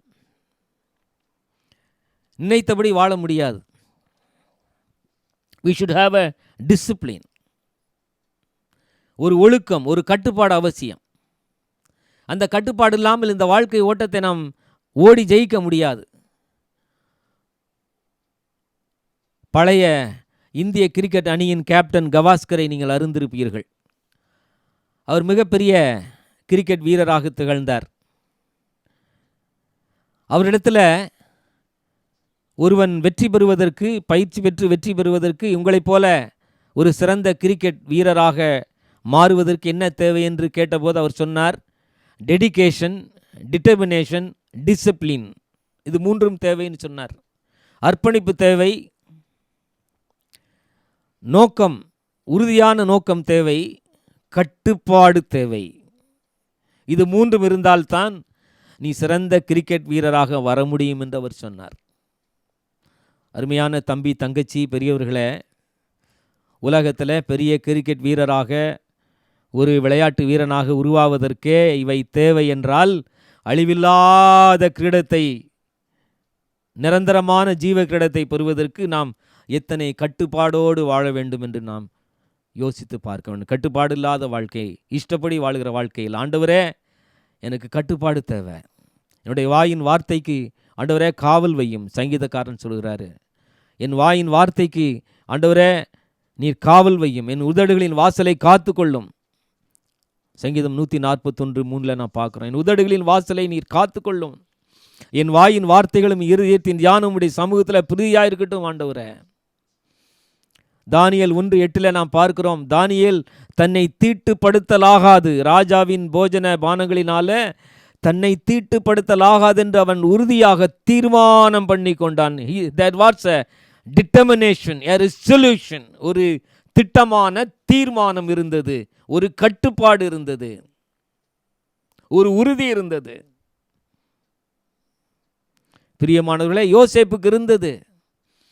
யோசேப்பு சோதிக்கப்படும் போது, போர்த்திபார் மனைவி அவனை தவறான உறவுக்கு அழைக்கும் போது, இவ்வளவு பெரிய பாவத்தை நான் எப்படி செய்வேன் என்று, ஆண்டவருக்கு முன்பு இவ்வளவு பெரிய பாவத்தை செய்ய முடியாது என்று அவனுக்குள்ளே ஒரு கட்டுப்பாடு இருந்தது. There was a discipline. இந்த கட்டுப்பாடு நமக்கு அவசியம்.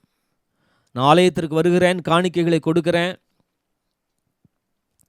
என்பதனால இந்த ஓட்டத்தில் நான் இந்த ஜீவ கிரீடத்தை பெற்றுவிட முடியாது.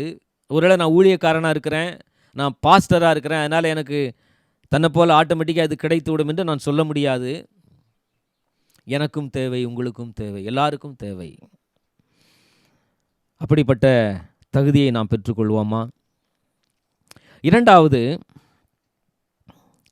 இங்கே ஜீவ கிரீடத்தை பற்றி யாக்கோபு என்ன சொல்கிறார்? 1:5 சோதனையை சகிக்கிற மனுஷன் பாக்கியவான்,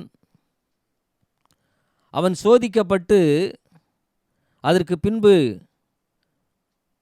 ஆண்டவர் அவனை சரியென்று கண்ட பின்பு, சோதிக்கப்பட்ட பின்பு அவனுக்கு ஜீவக்கிடம் கொடுக்கப்படும். ஜீவக்கிடத்தை ஆண்டவர் தருவார். அவன் சோதிக்கப்பட்டு சோதனையை சகிக்கிற மனுஷன் பாக்கியவான், அவன் ஜீவ கிரீடத்தை பெறுவான். சோதனை சகித்த பின்பு, அதில் வெற்றி பெற்ற பின்பு அவன் பெறுவான். சோதனையை சகிக்கிற மனுஷன் பாக்கியவான். சகிக்க வேணும், சோதனைகளை சகிக்க வேணும். என்ன சோதனை வருகிறது? உலகத்தில் நாம் நம்முடைய பாவத்தை செய்வதற்கு நமக்கு தூண்டுதல் இருக்கிறது. அது ஒரு பெரிய சோதனை. அதில் நாம் வெற்றி பெற வேண்டும். அதை நான் ஏற்கனவே சொன்னேன். நாம் கட்டுப்பாடோடு ஆண்டவருடைய சமூகத்தில் காத்திருந்து, அவருடைய சமூகத்தில் நம்மை ஒப்பு கொடுத்து அர்ப்பணித்து வேதத்தை தியானித்து நாம் வெற்றி பெற வேணும். அது ஒரு முக்கியமான கட்டுப்பாடு நமக்கு அவசியம். அதுபோல நம்முடைய விசுவாசம் சோதிக்கப்படும். 1 பேதுரு 1:7 இவ்விதமாய் சொல்லப்பட்டிருக்கிறது, உங்கள் விலையேறப்பெற்ற விசுவாசம் சோதிக்கப்படும். உங்கள் விலையேறப்பெற்ற விசுவாசம் சோதிக்கப்பட்ட பின்புதான் நீங்கள் இயேசுவை தரிசிக்க உங்களுக்கு ஒரு தகுதி வரும் என்று பேதுரு சொல்லுகிறார். நம்முடைய விசுவாசம் இருக்கிறதே, அது விலையேறப்பெற்றது, இட்ஸ் காஸ்ட்லி. என்ன சொல்லுகிறார்? விலையேறப்பெற்ற விசுவாசம் என்று ஏன் சொல்லுகிறார்? இந்த வாழ்க்கை இருக்கிறதே, ஆண்டவருக்காக ஒப்பு கொடுத்த வாழ்க்கை, இந்த வாழ்க்கை ஆண்டவருக்காக அர்ப்பணித்திருக்கிறேன், ஒப்பு கொடுத்திருக்கிறேன். இது விலையேறப்பெற்ற வாழ்க்கை. இது சாதாரண வாழ்க்கை இல்லை. பரிசுத்தமாய் வாழ தீர்மானிக்கிறேன். ஒருவேளை அதற்கு எதிர்ப்புகள் இருக்கிறது. ஒருவேளை என்னுடைய நண்பர்களோ மற்றவர்களோ ஒருவேளை என்னை பரியாசம் பண்ணலாம். அதையெல்லாம் கடந்து அதை மீறி பரவாயில்லை என்று வாழ்கிறேன். அது ஒரு போராட்டம். அதுபோல ஆண்டவருக்காக பரிசுத்தமாய் வாழ வேண்டும் என்று சில விஷயங்களை நான் இழந்து விடுகிறேன். சில பேர் நம்மை பிடிக்காமல் போகிறது. நாம் ஆண்டவருக்காக வாழுவதனால அவர்கள் ஈடுபடுகிற பொழுதுபோக்குகளில், களியாட்டங்களில் நம்மால் ஈடுபடுத்தி கொள்ள முடியவில்லை. ஒருவேளை ஆண்டவரை ஏற்றுக்கொண்டதுனால ஒருவேளை ஒரு சில பேர் நம்மை ஒதுக்கி இருக்கலாம், பரவாயில்லை. ஆண்டவரை ஏற்றுக்கொண்டதுனால நாம் சில இழப்புகளை சந்திக்க நேரிடலாம், பரவாயில்லை. ஒருவேளை ஆண்டவருடைய பணிக்கு என்னை அழைப்பாரானால் அவருக்கு ஊழியம் செய்வதனால, ஆண்டவருக்கு சாட்சியாக இருப்பதனால ஒருவேளை சில நிந்தைகளை, சில அவமானங்களை, சில கஷ்டங்களை நாம் சகிக்க வேண்டியிருக்கலாம், பரவாயில்லை. இந்த விசுவாசம் விலையேறப்பெற்றது. ஆனால் நீங்கள் ஆண்டவருக்காக வாழ்கிற வாழ்க்கை, அதைத்தான் விலையேறப்பெற்ற விசுவாசம் என்று பவுல் சொல்கிறார். ஆண்டவருக்காக அர்ப்பணித்து, ஆண்டவரை நேசித்து, ஒப்பு கொடுத்து, உங்களை பரிசுத்தம் பண்ணி ஆண்டவருடைய சித்தத்தை நிறைவேற்றி வாழ்கிறீர்களே, அந்த வாழ்க்கையைத்தான் விலையேறப்பெற்ற விசுவாசம் என்று பவுல் சொல்கிறார். It's a very costly life. உலகத்தில் எதை வேண்டுமானால் இழந்து விடலாம், விட்டு கொடுத்து விடலாம். ஆனால் இயேசுவுக்காக நீங்கள் வாழ்கிற வாழ்க்கை, நீங்கள் அர்ப்பணித்த அர்ப்பணிப்பு, பரிசுத்தமான தியாகம், தீர்மானம், கட்டுப்பாடு, ஒழுங்கு, அது என்ன விலை கொடுத்தாகிலும் அதை நீங்கள் காப்பாற்றி ஆக வேணும். அது விலையேறப்பெற்ற விசுவாசம். அது சோதிக்கப்படும் என்று பேதுரு சொல்லுகிறார். சோதனையை சகிக்கிற மனுஷன் பாக்கியவான். அவன் சோதனை சகித்த பின்பு, அதிலிருந்து வெற்றி பெற்ற பின்பு அவனுக்கு ஜீவ கிரீடம் கொடுக்கப்படும். ஒருவேளை இன்றைக்கு எப்படிப்பட்ட சோதனைகள் உங்களுக்கு வருகிறது என்று எனக்கு தெரியாது. உங்களுக்கு ஒரு விதமாக இருக்கும், எனக்கு ஒரு விதமாக இருக்கும். ஒருவேளை ஆண்டவருடைய பணியை செய்ய உங்களை ஆண்டவர் அழைக்கிறார் என்றால், ஆண்டவருடைய பணியை செய்வதற்கு இன்னும் அதிகமான சோதனைகள் உண்டு. ஆனால் ஆண்டவருக்கு பணி செய்பவர்கள், ஆண்டவருக்காக ஊழியம் செய்பவர்கள், கொடுத்து வைத்தவர்கள். பவுல் சொல்கிறார், எவ்வளவோ சோதனைகளை அவர் சகித்தார், எவ்வளவோ பாடுகளை அவர் சகித்தார். ஆனால் அவர் இறுதி வரைக்கும் நிலைத்து நின்றார். பிரியமானவர்களே, சோதனைகளை சகிப்பவர்களாக இருக்க வேண்டும். அடுத்தபடியாக இங்கே 2 தீமோத்தேயு 4:7 நல்ல போராட்டம் போராடினேன், ஓட்டத்தை முடித்தேன், விசுவாசத்தை காத்து கொண்டேன். Is a struggle. இது ஒரு போராட்டம். ஏற்கனவே இதை நாம் அறிந்திருக்கிறோம். மாம்சத்துக்கு விரோதமாய் பவுல் போராடி அடக்கி ஒடுக்குகிறார் என்று நாம் பார்த்தோம். அது மட்டுமல்ல, பவுலுக்கு தன்னுடைய ஆத்துமாவை காப்பாற்றி கொள்ள மட்டும் போராட்டம் இல்லை, சுவிசேஷத்தின் நிமித்தம் அவருக்கு ஏராளமான போராட்டம் இருக்கிறது. சுவிசேஷ ஊழியத்தின் நிமித்தமாக ஏராளமான போராட்டம் இருக்கிறது. பிலிப்பியர் 1:12 சொல்கிறார், நான் கட்டப்பட்டிருக்கிறேன், நான் சுவிசேஷ ஊழியத்தின் நிமித்தம் துன்பப்பட்டு கொண்டிருக்கிறேன், கட்டுகளில் இருக்கிறேன், காவலில் இருக்கிறேன்.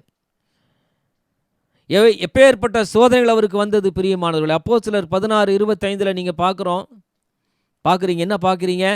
அங்கே அவரை தொழுமரத்தில் மாட்டி வைத்திருக்கிறார்கள்.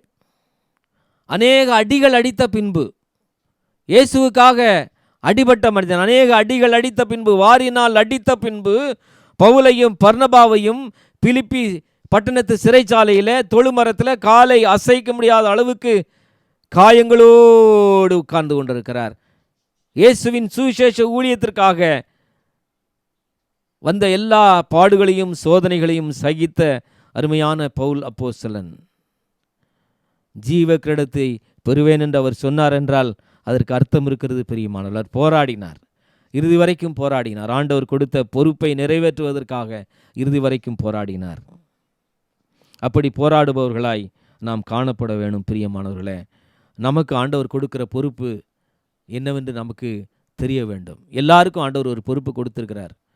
ஒருவேளை பவுல் அளவுக்கு நமக்கு பெரிய பொறுப்பை கொடுக்காவிட்டாலும், ஆண்டவருக்கு சாட்சி சொல்வதற்கு, ஆண்டவருக்காக வாழ்வதற்கு ஏதோ ஒரு சிறிய பொறுப்பை ஆண்டவர் உங்களுக்கு கொடுத்திருக்கலாம்.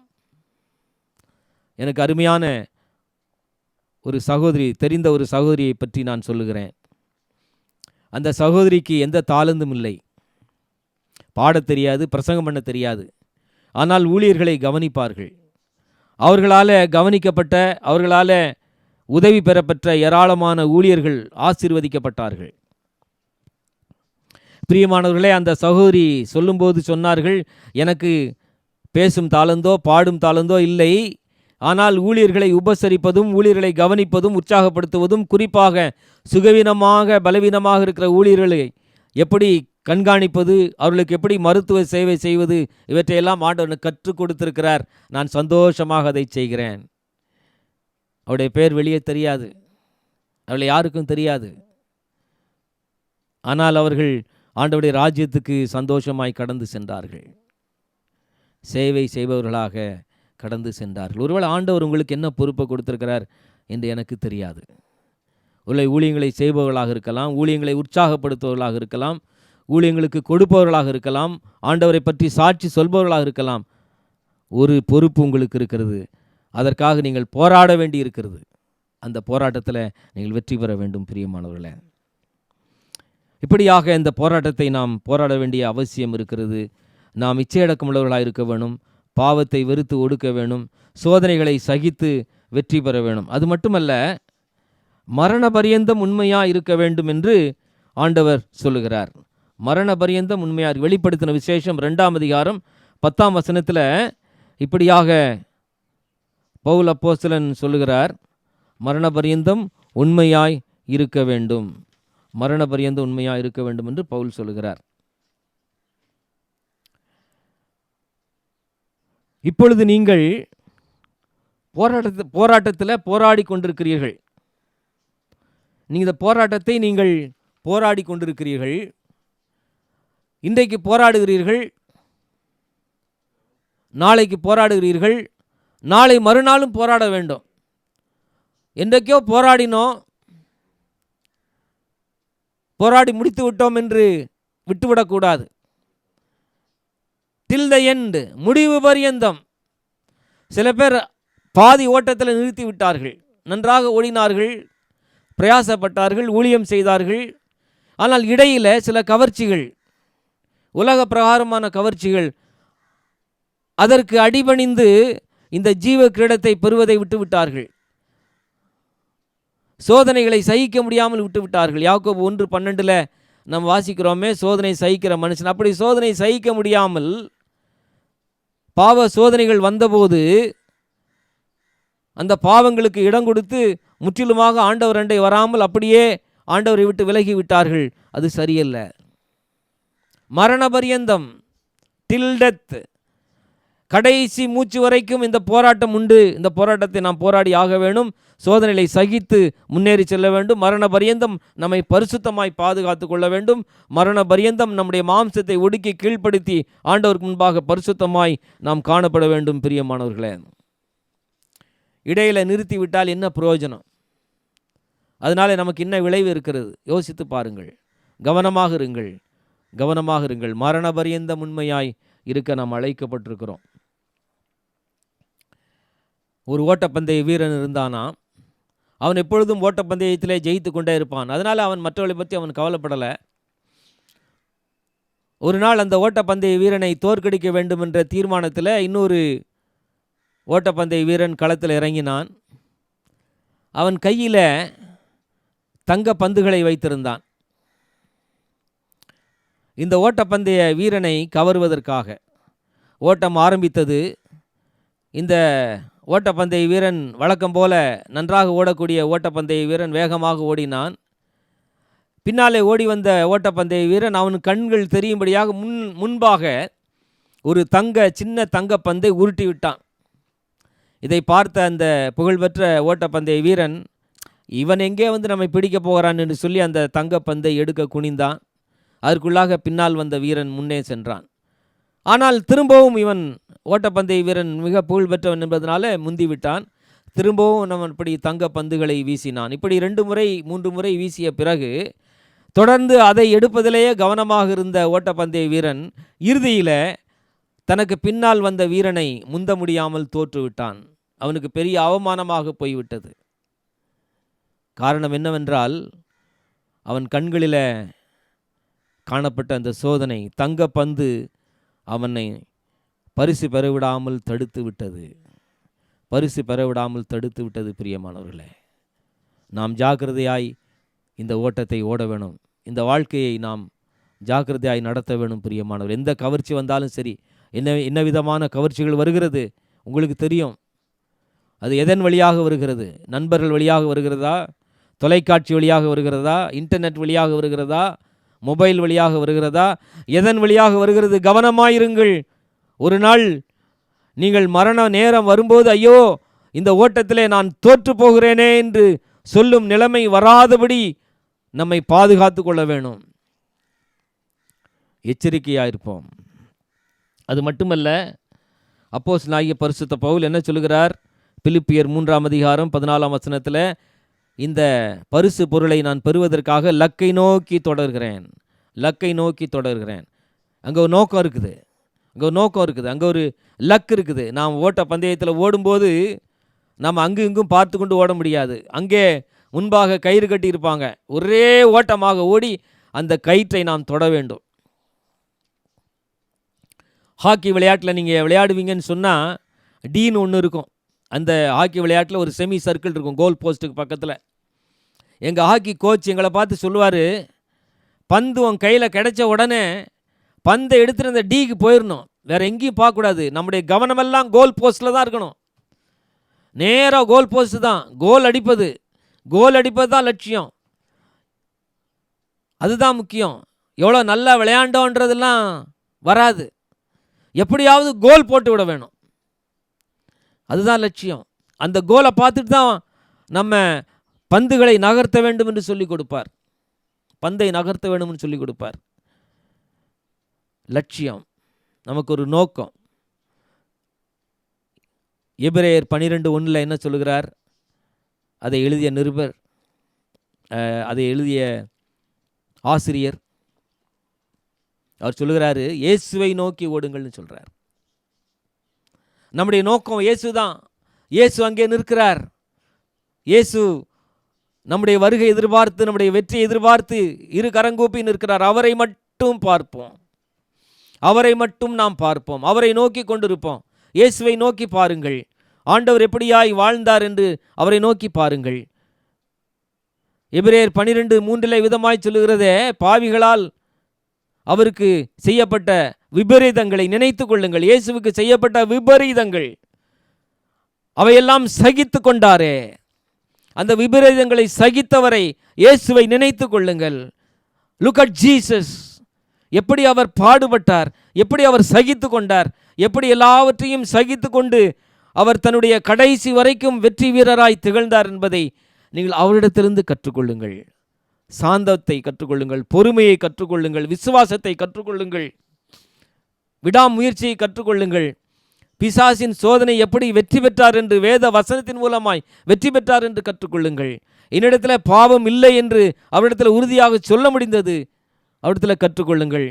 மக்களை நேசிக்க அவர் நமக்கு வழிகாட்டி கொடுத்தாரே, எப்பேற்பட்ட பாவிகள் அவரிடத்தில் வந்தாலும் இனி போய் பாவம் செய்யாதே என்று சொல்லி, நான் உன்னை ஆக்கினைக்குள்ளாக தீர்க்கிறதில்லை என்று சொல்லி எல்லாரிடத்திலும் அன்பாக கனிவாக பேசினாரே, யாரையும் கடிந்து கொண்டு அப்புறப்படுத்தவில்லையே, தன்னுடைய சீஷர்களை கடைசி வரைக்கும் அரவணைத்து வாழ்ந்தாரே, உள்ளம் உருகினாரே, மனதுருகினாரே. அவருடைய சிந்தையில் மக்கள் தானே காணப்பட்டார்கள்.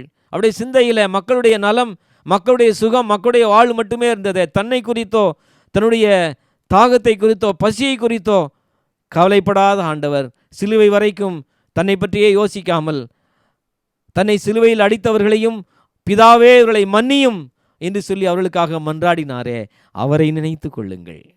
அவரை நோக்கி பார்த்து நம்முடைய ஓட்டத்தை ஓடுவோமா? இயேசுவை நோக்கி பார்த்து நம்முடைய வாழ்க்கை ஓட்டத்தை ஓடுவோமா? அப்பொழுதுதான் நாம் ஜீவ கிரீடத்தை பெற முடியும் பிரியமானவர்களே. அப்பொழுதுதான் அழியாத ஜீவ கிரீடத்தை நாம் பெற முடியும் என்பதை நாம் மறந்து போக வேணாம். ஆமாம், அழியாத ஜீவ கிரீடத்தை அப்பொழுதுதான் நாம் பெற முடியும். சரி, இவ்வளவு கடும்பாடுபட்டு இந்த ஓட்டத்தை ஓடுறோன்னு நம்ம நினைக்கிறோம்ல. பயிற்சி தேவை, இச்சை அடக்கம் தேவை, கட்டுப்பாடு தேவை, பாவ மன்னிப்பு பெற்றிருக்க வேண்டும், பரிசுத்தமாக இருக்க வேண்டும், சோதனைகளை சகித்து முன்னேற வேண்டும் என்றெல்லாம் நாம் பார்த்தோம். சரி, இவ்வளவு கஷ்டப்பட்டு நாம் ஓடுகிறோமே, நாம் பிரயாசப்பட்டு இப்படி நாம் ஜெயிக்க வேண்டுமோ என்று சொல்லி நீங்கள் நினைக்கலாம். பிரியமானவர்களே, இந்த வாழ்க்கை ஓட்டத்தை நாம் ஓடும்போது நமக்கு உதவி இருக்கிறது. ஆமாம், என்ன உதவி இருக்கிறது அப்படின்னு சொல்லி நம்ம பார்த்தோன்னு சொன்னால், நமக்கு முன்பாக இயேசு ஓடி இருக்கிறார். ஆதலால் இயேசு தாமே சோதிக்கப்பட்டு பாடுபட்டதினாலே அவர் சோதிக்கப்படுகிறவர்களுக்கு உதவி செய்ய வல்லவராயிருக்கிறார். ஆமாம், இயேசு இருக்கிறாரு, அவர் நமக்கு உதவி செய்ய வல்லவராயிருக்கிறாரு. ஏதோ நாம கஷ்டப்பட்டு ஓட வேண்டிய அவசியம் இல்லை. நீங்கள் அவர் கையை பிடிச்சா போதும், நம்ம அவர் கையை பிடிச்சா போதும். அவர் தூக்கிட்டு ஓடுறாருங்க, அவர் தூக்கிட்டு ஓடுறாரு. ஏதோ என்னுடைய கஷ்டப்பட்டு என்னுடைய பிரயாசத்தில் முயற்சியில் தான் அந்த ஓட்டத்தை நான் வெற்றியாக ஓடி முடிக்கணும்னு இல்லை. அது முடியவும் முடியாது. முழுவதும் என்னுடைய முயற்சியில் நான் வெற்றி பெற முடியாது. அவர் இருக்கிறார், அவருடைய கையை மட்டும் பிடிச்சிக்கங்க, அவரோட இணைஞ்சிருங்க, அவரோட சேர்ந்துருங்க. ஜெபத்தில், வேத வாசிப்பில், ஆண்டவரே என்னுடைய கரங்களை பிடித்து கொள்ளுங்க ஆண்டவரேன்னு அவர் நம்முடைய கையை பிடிச்சி கூட்டிகிட்டு போவார். அவர் வெற்றி பெற வைப்பார். 1 கொரிந்தியர் 10:13 விதமாய் சொல்லுகிறது, மனுஷருக்கு நேரிடுகிற சோதனையே அல்லாமல் வேறே சோதனை உங்களுக்கு நேரிடவில்லை. தேவன் உண்மையுள்ளவராயிருக்கிறார். உங்கள் திராணிக்கு மேலாக நீங்கள் சோதிக்கப்படுகிறதற்கு அவர் இடம் கொடாமல் சோதனையை தாங்கத்தக்கதாக சோதனையோடு கூட அதற்கு தப்பிக்கொள்ளும்படியான போக்கையும் உண்டாக்குவார். ஆமாம், சோதனையிலிருந்து தப்பிக்கிறதுக்கு அவர் போக்கை உண்டாக்குவார். ஒரு உண்மையுள்ளவராயிருக்கிறார். அவர் அழைத்தார், அவர் உண்மையுள்ளவராயிருக்கிறார். அவர் உதவி செய்வார். We have a help. இந்த விசுவாச வாழ்க்கையை துவக்கிறவரும் முடிக்கிறவரும் அவர் தான், அவர் தான். He is all in all. இன்னும் சொல்லப்போனால், இதை சரியாக சொல்ல வேண்டும் என்று சொன்னால், நம்முடைய சின்ன பிள்ளைங்க விளையாட்டில் சொல்லுவாங்க, ஒப்புக்கு சப்பானின்னு கேள்விப்பட்டிருப்பீங்க. ஒப்புக்கு சப்பானின்னு. விளையாட மாட்டான், விளையாட்டு அவனுக்கு தெரியாது, ஆனால் பேருக்கு டீமில் வச்சுருப்பாங்க. சும்மா அவனும் டீமில் இருப்பான், அவ்வளோதான். மற்றவருடைய வெற்றியில் அவனுக்கும் பங்கு இருக்கிறது, அவ்வளவுதான். நீங்கள் கிரிக்கெட் டீமில் பார்த்தீங்கன்னா 12th மேன் ஒருத்தனை வச்சுருப்பாங்க. எல்லா டீம்லேயும் இருக்கும், எல்லா ஃபுட்பால் டீம், ஹாக்கி டீம்லேயும். சில பேர் உள்ளே போக மாட்டான், விளையாடவே மாட்டான், கடைசி வரைக்கும் அவன் விளையாண்டுருக்கவே மாட்டான். ஹாக்கி பேட்டை தொட்டிருக்கவே மாட்டான், கிரிக்கெட் பேட்டை தொட்டிருக்க மாட்டான். ஆனால் வெற்றி பெறும்போது, கிரீடம் கொடுக்கும்போது, அதாவது பதக்கம் கொடுக்கும்போது, கோப்பையை கொடுக்கும்போது அவனும் அங்கே இருந்து ஆர்ப்பரித்து கொண்டிருப்பான். He has a share. அதுக்கு பேர் தான் ஒப்புக்கு சப்பானி. இன்னும் விளக்கமாக இதை சொல்லணுன்னா, என்னுடைய வாழ்க்கையில் நடந்த ஒரு சம்பவத்தை நான் சொல்ல ஆசைப்படுகிறேன். இந்த வாழ்க்கை ஓட்டம், இதில் நான் பெறப்போகிற பரிசு பொருள் அழிவில்லாத கிரீடம். விட்டுவிட முடியாதுங்க, விட்டுவிட முடியாது. இது கஷ்டம்னு நினச்சி விட்டுறாதீங்க. இவ்வளோ கஷ்டப்பட்டு நம்ம இதெல்லாம் ஜெயிக்க முடியாதுன்னு விட்டுறாதீங்க. உலகத்தில் நம்ம பெரிய பிளேயராகி ஜெயிக்க முடியாது. அநேக போட்டிகள் இருக்குது, கஷ்டம்தான். ஆனால் இந்த போட்டியில் ஜெயிக்கலாம். ஏன்னா அவர் இருக்கிறாரே, அவர் நமக்கு உதவி செய்கிறாரே, அவர் நம்மை வழி நடத்துகிறாரே, தப்பிக்கொள்ள போக்க உருவாக்குகிறாரே, நம்ம கையை பிடிச்சு நடத்துகிறாரே. சொல்லப்போனால் நம்ம ஒப்புக்கு சப்பானி தானே. அவர் கூட இருந்தால் அவர் நமக்கு வெற்றியை கொடுக்குறாரு. இன்னும் சரியாக சொல்லப்போனால், நம்மை ஓட்ட பந்தயத்தில் ஜெயிக்க வைக்கிறவரும் அவர் தான், ஜெயிச்ச பின்னாடி கிரீடம் கொடுக்குறவரும் அவர் தான். சொல்லப்போனால், இந்த சின்ன பிள்ளைகளை நம்ம கொண்டு போய் ஜெயிக்க வைக்கிறோம் இல்லையா, அந்த பிள்ளைகளுக்கு ஓட தெரியலனாலும் விளையாட்டு காட்டி ஜெயிக்க வச்சு நீ தான் ஜெயிச்சேன்னு சொல்லி கிரீடத்தை தகப்பன் கொடுப்பான். அதாவது கிரீடம் இல்லை, ஏதாவது பரிசு பொருளை கொடுப்பான், நீ ஜெயிச்ச அப்படின்னு சொல்லிட்டு கொடுப்போம் இல்லையா, அந்த சின்ன பிள்ளைகள் சந்தோஷப்படணும். அதுபோல் தான் ஆண்டவர் நம்மையும் வழிநடத்தி ஜெயிக்க வச்சு நமக்கு கிரீடத்தை கொடுக்குறவராக இருக்கிறார். என்னுடைய வாழ்க்கையில் நடந்த ஒரு சம்பவம் என்னவென்றால், நான் இறையியல் கல்லூரியில் படித்து கொண்டிருந்த போது நான் இப்படியாவது ஓட்டப்பந்தயத்தில் ஓடி வெற்றி பெற வேண்டும் என்று நினைத்தேன். அது கொஞ்சம் சரியான தீர்மானமா என்று தெரியல. ஆனால் என்னுடைய கிளாஸ்மேட் ஒருத்தன் இருந்தான், மார்வின் என்று. அவன் நன்றாக ஓடக்கூடியவன், நல்ல ஆத்லீட், நல்ல ஓட்டப்பந்தய வீரர். நான் இடத்துல சொன்னேன். அவன் சொன்னான், சரி ஒன்று செய்வோம், கால்கட்டு ஓட்டம்னு ஒன்று இருக்குது, நீங்கள் கேள்விப்பட்டிருப்பீங்க. 2 பேர் காலை கட்டி ஓடுவாங்க, அந்த ஓட்டத்தில் நாம் ஓடுவோம் அப்படின்னு சொன்னான். சரின்னு சொல்லி நாங்கள் பயிற்சி பெற்றோம். ஆனால் என்னால் அவனுக்கு இணையாக ஓட முடியல. அவன் சொன்னான், தயவுசெய்து நீ ஓடாத, அவன் ரொம்ப பெரிய ஓட்டப்பந்தய வீரன். அப்போது நானும் ரொம்ப சிறிய உடல் தான் எனக்கு. அப்போது ரொம்ப அவன் ஜெய்ஜாண்டிக்காக நல்ல ஓடக்கூடிய வீரனாக இருந்தான். அவன் சொன்னான், நீ ஓடாத, ஒன்றுமே ட்ரை பண்ணாத, காலை இறுக கட்டிக்க, என்ன இடுப்பை கட்டி பிடிச்சிக்க, ஒன்று அப்படியே தூக்கிட்டு போயிடுறேன் அவ்வளோதான் அப்படின்னா. அதான் நடந்தது. என்னை அப்படியே அலாக்கா தூக்கிட்டே போயிட்டான். நான் ஓடவே இல்லை, காலை அசைக்கலை நான். நீ காலைகள்லாம் அசைக்காத, என் இடுப்பை மட்டும் அப்படியே பிடிச்சிக்க, நம்ம ஓடி ஜெயிச்சிடலான்னு. அதே மாதிரி நாங்கள் ஓடி முதல் பரிசு பெற்றோம். விக்டரி ஸ்டாண்டில் அவன் சொன்னான், நான் நிறையா பரிசு பொருள் வாங்குகிறேன், நீ இன்னும் ஏதோ ஒரே ஒரு பரிசு பொருள் தானே வாங்குற, ஒரே ஒரு மெடல் தான் வாங்குற, அதனால் நீ முன்னாடி போயிரு, நான் அந்த விக்டரி ஸ்டாண்டில் 2 பேர் நிற்க முடியாது, நீ போய் நில்லு பரவாயில்லன்னு சொன்னான். நான் அந்த விக்டரி ஸ்டாண்டில் போய் அந்த மெடலை நான் வாங்கினேன். அந்த மெடல் யாருக்கு கிடைச்சிருக்கணும்? நியாயமாக யாருக்கு அதை கொடுத்துருக்கணும்? அவனுக்கு தான் கொடுத்துருக்கணும் இல்லையா? எனக்கு கொடுத்தாங்க இல்லையா? அதே போல தான் ஆண்டவரும் நமக்காக வாதாடுகிறார், போராடுகிறார். வாக்கு கடங்காத பெருமூச்சுகளோடு அவர் வேண்டுதல் செய்கிறார். நம்முடைய கரத்தை பிடித்து பாவத்தை கண்டித்து உணர்த்தி பரிசுத்தப்படுத்தி வழிநடத்துகிறார். கண்ணின் இமை போல நம்மை பாதுகாக்கிறார். எங்கே என் பிள்ளை விழுந்து விடக்கூடாதே என்று அக்கறையோடு பாதுகாக்கிறார். எப்படியாவது என் பிள்ளை ஜெயித்து விட வேண்டுமே என்று என்னை ஆற்றி தேற்றி பலப்படுத்தி சோர்வுகளிலிருந்து விலக்கி சோதனையிலிருந்து காப்பாற்றி என்னை வழிநடத்துகிறார் என் அன்பின் ஆண்டவர்.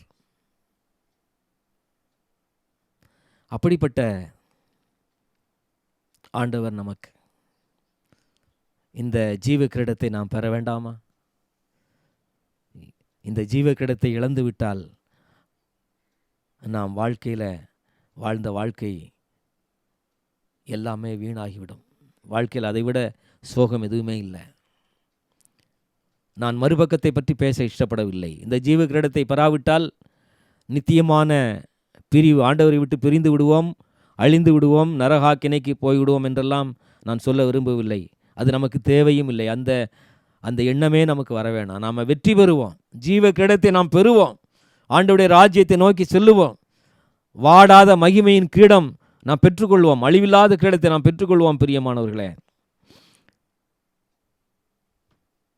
நாம் கற்றுக்கொண்டபடி இச்சை அடக்கம் உள்ளவர்களாய், பாவங்கள் மன்னிக்கப்பட்டவர்களாய், சோதனைகளை சகித்தவர்களாய், இலக்கை நோக்கி நம்முடைய ஓட்டத்தை தொடர்ந்து மரண பரியந்தம், கடைசி பரியந்தம் விடாப்பிடியாக இந்த ஓட்டத்தை ஓடி முடித்து வெற்றி பெறுபவர்களாய் நாம் மாற வேண்டும். அதைத்தான் ஆண்டவர் விரும்புகிறார், அதை ஆண்டவர் எதிர்பார்க்கிறார். பிரியமானவர்களே, அதற்கு உங்களை ஒப்பு கொடுப்பீர்களா? அர்ப்பணிப்பீர்களா? டேவிட் பிரைனட் என்ற ஒரு தம்பி இருந்தான். அவன் மிகுந்த வியாதிப்பட்ட ஒரு மனிதனாக இருந்தான். மிகுந்த வியாதிப்பட்ட மனிதனாக இருந்ததுனால அவனால் எந்த விளையாட்டிலும் கலந்து கொள்ள முடியாது. அவனை பார்த்து சக மாணவர்கள் கேலி செய்வார்கள். ஒரு சின்ன விளையாட்டு கூட வர முடியாது, அவனுக்கு மூச்சு இறைக்கும். அவன் டியூபர்குலோசிஸ், டிபி என்று சொல்லக்கூடிய வியாதியினால் ரொம்ப கஷ்டப்பட்டான். எல்லாரும் விளையாடுவாங்க, ஓடி ஆடி விளையாடுவாங்க, அவனால் ஓடி ஆடி விளையாட முடியாது. அவனுக்கு ஓடி ஆடி விளையாடவே முடியாத போது எப்படி அவன் பரிசு பெற முடியும்? எப்படி அவன் பந்தயத்தில் கலந்து கொள்ள முடியும்? அப்படிப்பட்டவனாக இருந்தார் இந்த டேவிட் பிரைனட். 1718 வருடம் பிறந்த இந்த டேவிட் பிரைனட் விளையாடக்கூட முடியாத, நடமாட முடியாத, அந்த அளவுக்கு ஆரோக்கியம் இல்லாத ஒரு மனிதராக காணப்பட்டார். ஆனால் ஆண்டவரை அவர் சந்தித்தார் ஒரு நாள். இயேசுவின் இரத்தத்தினால் கழுவப்பட்டார் ஒரு நாள். ஆண்டவருக்கு தன்னுடைய வாழ்க்கையை ஒப்பு கொடுத்தார் ஒரு நாள். அதற்கு பின்பு ஆண்டவருக்காக தான் வாழ வேண்டும் என்று தன்னை அர்ப்பணித்தார். அப்பொழுது மருத்துவர் அவரிடத்தில் சொன்னாங்க, டேவிட், உனக்கு இருக்கிற இந்த சுகவினத்தை வைத்துக்கொண்டு நீ ஒன்றும் செய்ய முடியாதுன்னு. அவர் சொன்னார், என்னால் இயன்றதை நான் செய்வேன்னு சொன்னார்.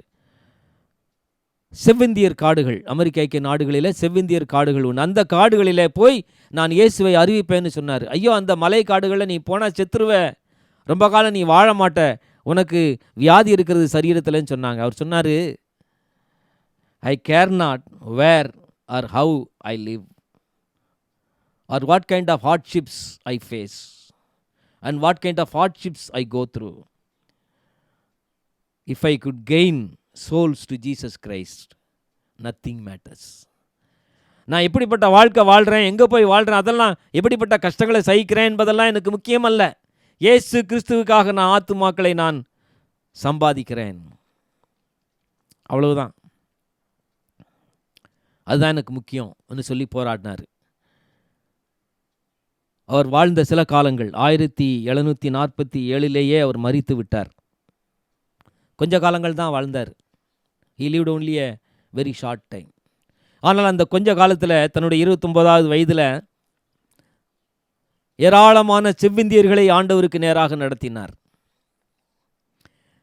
மகா பெரிய ஜெப வீரன் அவர். வெறும் ஜெபம் ஜெபம் என்று ஆண்டவருடைய சமூகத்தில் காத்திருந்து காத்திருந்து ஏராளமான செவ்விந்தியர்களை ஆண்டவருக்குள்ளே நடத்தினார். ஏராளமான பேர் ஆண்டவரை ஏற்றுக்கொண்டார்கள்.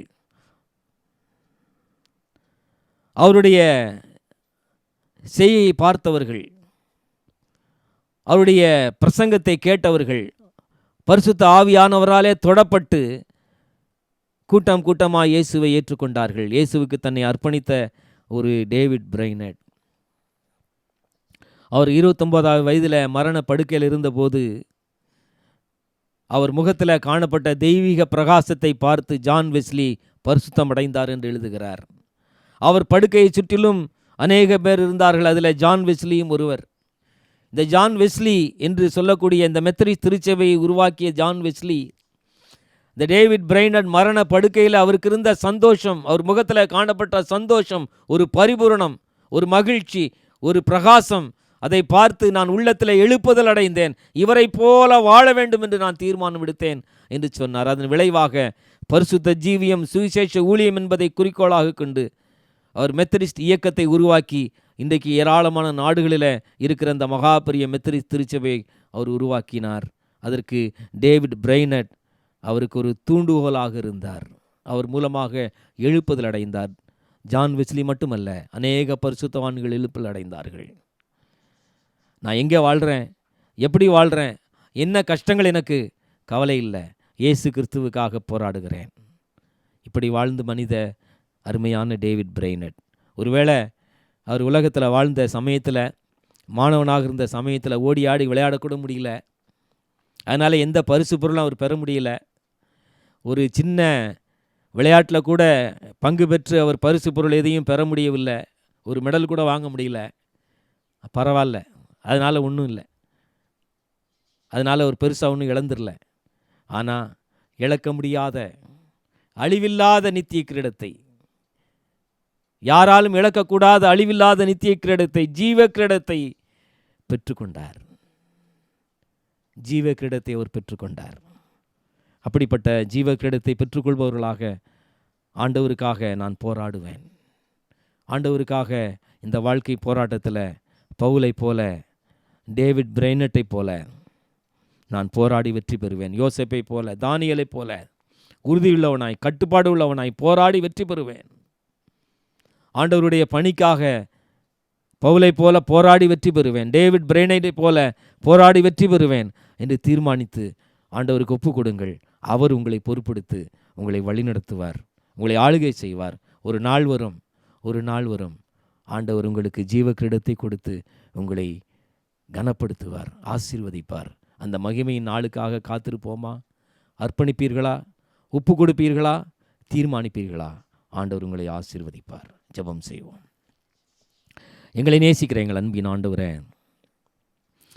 இந்த நாளில் கூட ஆண்டவரே நம்முடைய சமூகத்தில் நாங்கள் எங்களை ஒப்பு கொடுத்து வருகிறோம். மகிமையின் கிரீடம் ஆண்டவரே, வாடாத கிரீடம், நித்திய ஜீவ கிரீடம், அழிவில்லாத கிரீடம் எங்களுக்காக காத்திருக்கிறது சுவாமி. அதை நாங்கள் இழந்து விடக்கூடாதுப்பா ஆண்டவரே. நாங்கள் யாரும் இழந்து விடக்கூடாது. உம்மோடு கூட இருந்து உம்முடைய தயவு கிருபை இரக்கம் பெற்று ஆண்டவரே உம்முடைய கரங்களிலே எங்களை அர்ப்பணித்து ஒப்பு கொடுத்து இந்த கிரீடத்தை நாங்கள் பெற்றுக்கொள்ள எங்களுக்கு உதவி செய்வீராக. அப்படி தீர்மானிக்கிற ஒவ்வொருவரையும், பெரியோராயினும் சிறியோராயினும் அவர்களை ஆசீர்வதிப்பீராக. மரண பரியந்தம் உண்மையாயிருந்து ஆண்டவரே இந்த ஜீவ கிரீடத்தை பெற்றுக்கொள்ள உதவி செய்யும்.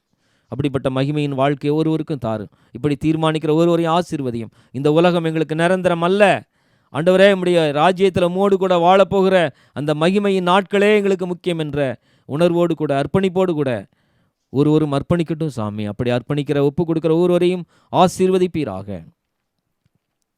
இயேசு கிறிஸ்துவின் நாமத்திலேயே கேட்கிறோம் எங்கள் நல்ல பிதாவே, ஆமேன். நாம் யாவரும் நல் மீட்பர் பட்சம் நில்லும் என்ற பாடலை நாம் இறுதியாக பாடுவோம். நல் மீட்பர் பட்சம் நில்லும் என்ற பாடலை நாம் பாடுவோம்.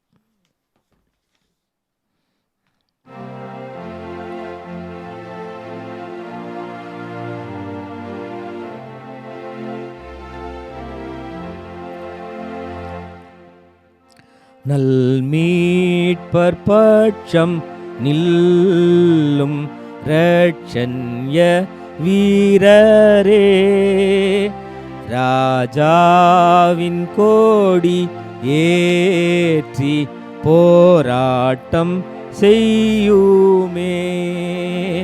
சேனாதிபதி இயேசு மாற்றாரை மேற்கொள்வார், பின்வேற்றி கிரீடம் சூடி செங்கோலும் ஓச்சுவார். நல் மீட்பர் பட்சம் நில்லும் ஏகாழம் ஊதுங்கால், போர்க்கோலத்தோடு சென்று மெய்வீசு வாசத்தால், அஞ்சாமல் ஆண்மையோடே போராடி வாருமேன். பிசாசின் தீரள் சேனை நீர் வீழ்த்தி வெல்லுமேன். நல் மீட்பர் பட்சம் நில்லும் யவீர சூரமும், நம்பாமல் திவ்ய சக்தி பெற்றே பிரயோகியும், சர்வாயுதத்தை ஈயும் கர்த்தாவை சாருவீர். எம்மோசமும் பாராமல் முன் தண்டில் செல்லுவீர். நல் மீட்பர் பட்சம் நில்லும் போராட்டம் ஓயுமே.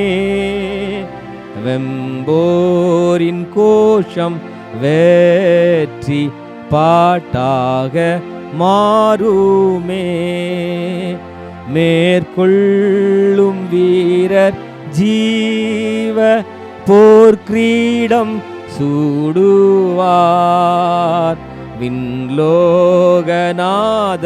விண்லோகநாதரோடே வீற்றர சாழுவார்.